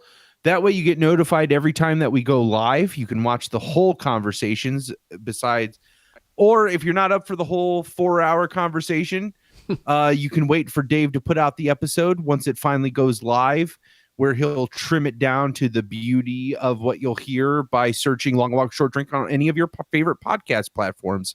Or you can watch that actual trimmed down episode on our YouTube channel as well. Make sure you visit audibletrial.com/LWSD to get your free audiobook. Download Prime Meridian or Blood Meridian, Prime Meridian shit. Blood Meridian, I did that again. Blood Meridian or Roadwork, Dave recommends. Yeah, I like that one. That's a good Bachman book. It is, yeah. It's a good Between- like de-evolution of man in that. Like he creates all of his problems. Yeah, That and it was was written between Salem's Lot and The Shining. I Yeah. learned from the introduction, which was okay. kind of interesting. Yeah. He said he was like trying really hard to write a serious book, and anyway. But yeah, no, I dug that. And I thought it was like a good audiobook as well. Yeah. No, that's a good one. I think that's it. Guys, That's plenty. it's been an Yeah, absolute be the 42nd subscriber on YouTube. Be the Jackie Robinson of our YouTube subscribers. or if you're a Hitchhiker's Guide to the Galaxy, you could be number 42, which is the secret to life, the universe, and everything. So, Wow. Wow. yeah, the answer to life, the universe, and everything is 42. Or the Bill Clinton. Hey-o! The president thing is funny because Yeah, I like like you the can only go up president so high. So Yeah. yeah. All right, guys. Thank you so much, man. I definitely needed this. That's for sure. Oh, it was okay. a pleasure speaking with you both about Yeah, such I a feel fun much better. topic with my buddy. My Yeah. buddy. Thanks for bringing along that I can't believe you have your my pet monster. Yeah. This is work So art. awesome. This is the same one. Yeah. Oh Yeah. man. That's That's so Snyder. awesome. Ugh, awesome. All right, guys. Thank you so much. Teacher. Listen, we'll hear you. We'll talk to you again on episode 47. We record next week to get back into our regular schedule, right? Oh yeah. Yeah. Yeah, let's do that. yeah. So let's All record right. back to Wednesday, and we'll just do a quick, easy episode. Like, Just yeah. yeah. I'll just be going chatting. How's it going? Yeah. We could I'll talk, be chatting with you. Moto will be on the non-80s YouTube movies. chat. You know what, Moto? Damn What straight. I need to do, what we should start doing is, if you're going to be on the chat while we're recording, I should make you a moderator on the chat, because then if somebody starts trolling us, you can fucking boot them out, and I don't have to worry about If I would moderating know- them. Yeah, if I could understand how to do that, I would be glad to do that. Because You're on Some your days phone, it- right? yeah, some days it catches me by surprise. Like, oh, I didn't realize it was today, Yeah. and I'm glad I caught it, and I'm a half hour late, and that sort of thing. But Well, yeah, I just say if it works out like that, that would be great. And again, we haven't really had a trolling problem since the before Star Wars, Star Wars. Yeah. Oh, I spent a little bit of time with the Last Jedi DVD. Yeah. And I'm gonna spend some more time. That movie's documentary fucking on magic. that is fucking phenomenal. Did you watch? Yeah. Oh, I haven't watched the documentary yet. I listened to the commentary. Oh, I'm so excited about the documentary. Okay. Ash and I watched the documentary and we're just like, I could see it being just as polarizing as the movie. If you hate The Last Jedi, there is enough evidence in that documentary to be like, and this is why that movie sucks. And if you love The Last Jedi, you're like, and this is why, when you watch that documentary, you're like, this is why this is a great Star Wars movie. Like there, Cobra Kai. it's totally, it's just, this is how we made the film, and it's really good. Really, really, really good. The documentary for Force Awakens was magnificent too. So I'm excited about this. Yeah. And I did like listening to the commentary. Like Rian Johnson's voice was a little irksome to me at times. Yeah, he's a little. But nasally. like it made me like it all the more. Like all these little tidbits. Like I figured it definitely seemed like there was some Yoda puppet, but to learn it was all Yoda puppet. Yeah. From the mold from Jedi with the same fucking person that painted the eyes. That was just like one example of many that I was like so pleased to hear. Yep. So, Yep. Anyway. So, awesome. I'm gonna have to watch the commentary now. That's awesome. And I will watch the documentary. Yeah. So, and I need to go back and watch the Force Awakens documentary because Oh, that one's good. I totally bypassed all. I usually don't do this, but that's just not. I just want to watch the movie. You know. Yeah, I often like the special features, but sometimes I don't know. A lot of the times on the bigger movies like that, I'm less interested. I'm not sure why. Sometimes they're less. I don't know, but the Star Wars ones are really well done for Force Awakens. So I'm excited to hear that they are. So. Part of it is because they will do those after the initial reception of the movie. So I think part of it is like we want to show you what we were trying to do, you know, like I actually think maybe it's the opposite because really? the commentary at least was recorded before, and this is common in most commentaries, is recorded before the movie comes out. Oh wow. For some, and I guess it's to help with the release date and stuff, but it's nice too because they're just talking about what they were going for and they're like, I don't know how this is going to go over. Yeah. No, that's true. He literally says that sometimes. There's a great part in the documentary where he's like just put in like a 10-hour day on set and then like goes to the editing trailer and like starts working with his editor for like another like 6 hours. He's like, and if I don't do this, the movie won't come out on time. Like I have to this is the first movie I've been on where I have to be editing while I'm shooting the movie. That's right. Yeah. And then, he mentions that in the commentary. And and then you get to see that process and him trying to work through that. And his producer, who has worked with him on all of his films, their relationship is breathtaking to see their creation process and to see how much his producer believes in him and is willing to do what he needs to do to make Ryan reach his vision. And it's so good. It's a great documentary. I love it. Oh, maybe we'll talk about that more next time. Yeah, well, it's so funny because right now we're like, actually, where you are, it is May the 4th. Be with you. Yeah, May the 4th be with you. Right. Yeah. All right. Well, let's get off here because I gotta get up. Way too early. No. All right. I should probably not go to bed and just start working. Oh God. Damn no. Take a nap. I know. So. All right, guys, it's been absolutely real. Love you. Thanks for love you too, another man. great night. Yeah, I love you also. This Pleasure. has been really great. Yep. Moto, thanks for joining us. Thanks for bringing that pet monster with you. My buddy. You got 4 more My episodes that you can just chat, but then after that, you're coming on with the rest of the cast again. So Sounds good to me. Just be prepared for episode 50. Sounds good to me. Awesome. All right. We'll talk to you guys later. Have a great night. All right. Cheers, buddy. long walkers. Yep. Good night, long walkers.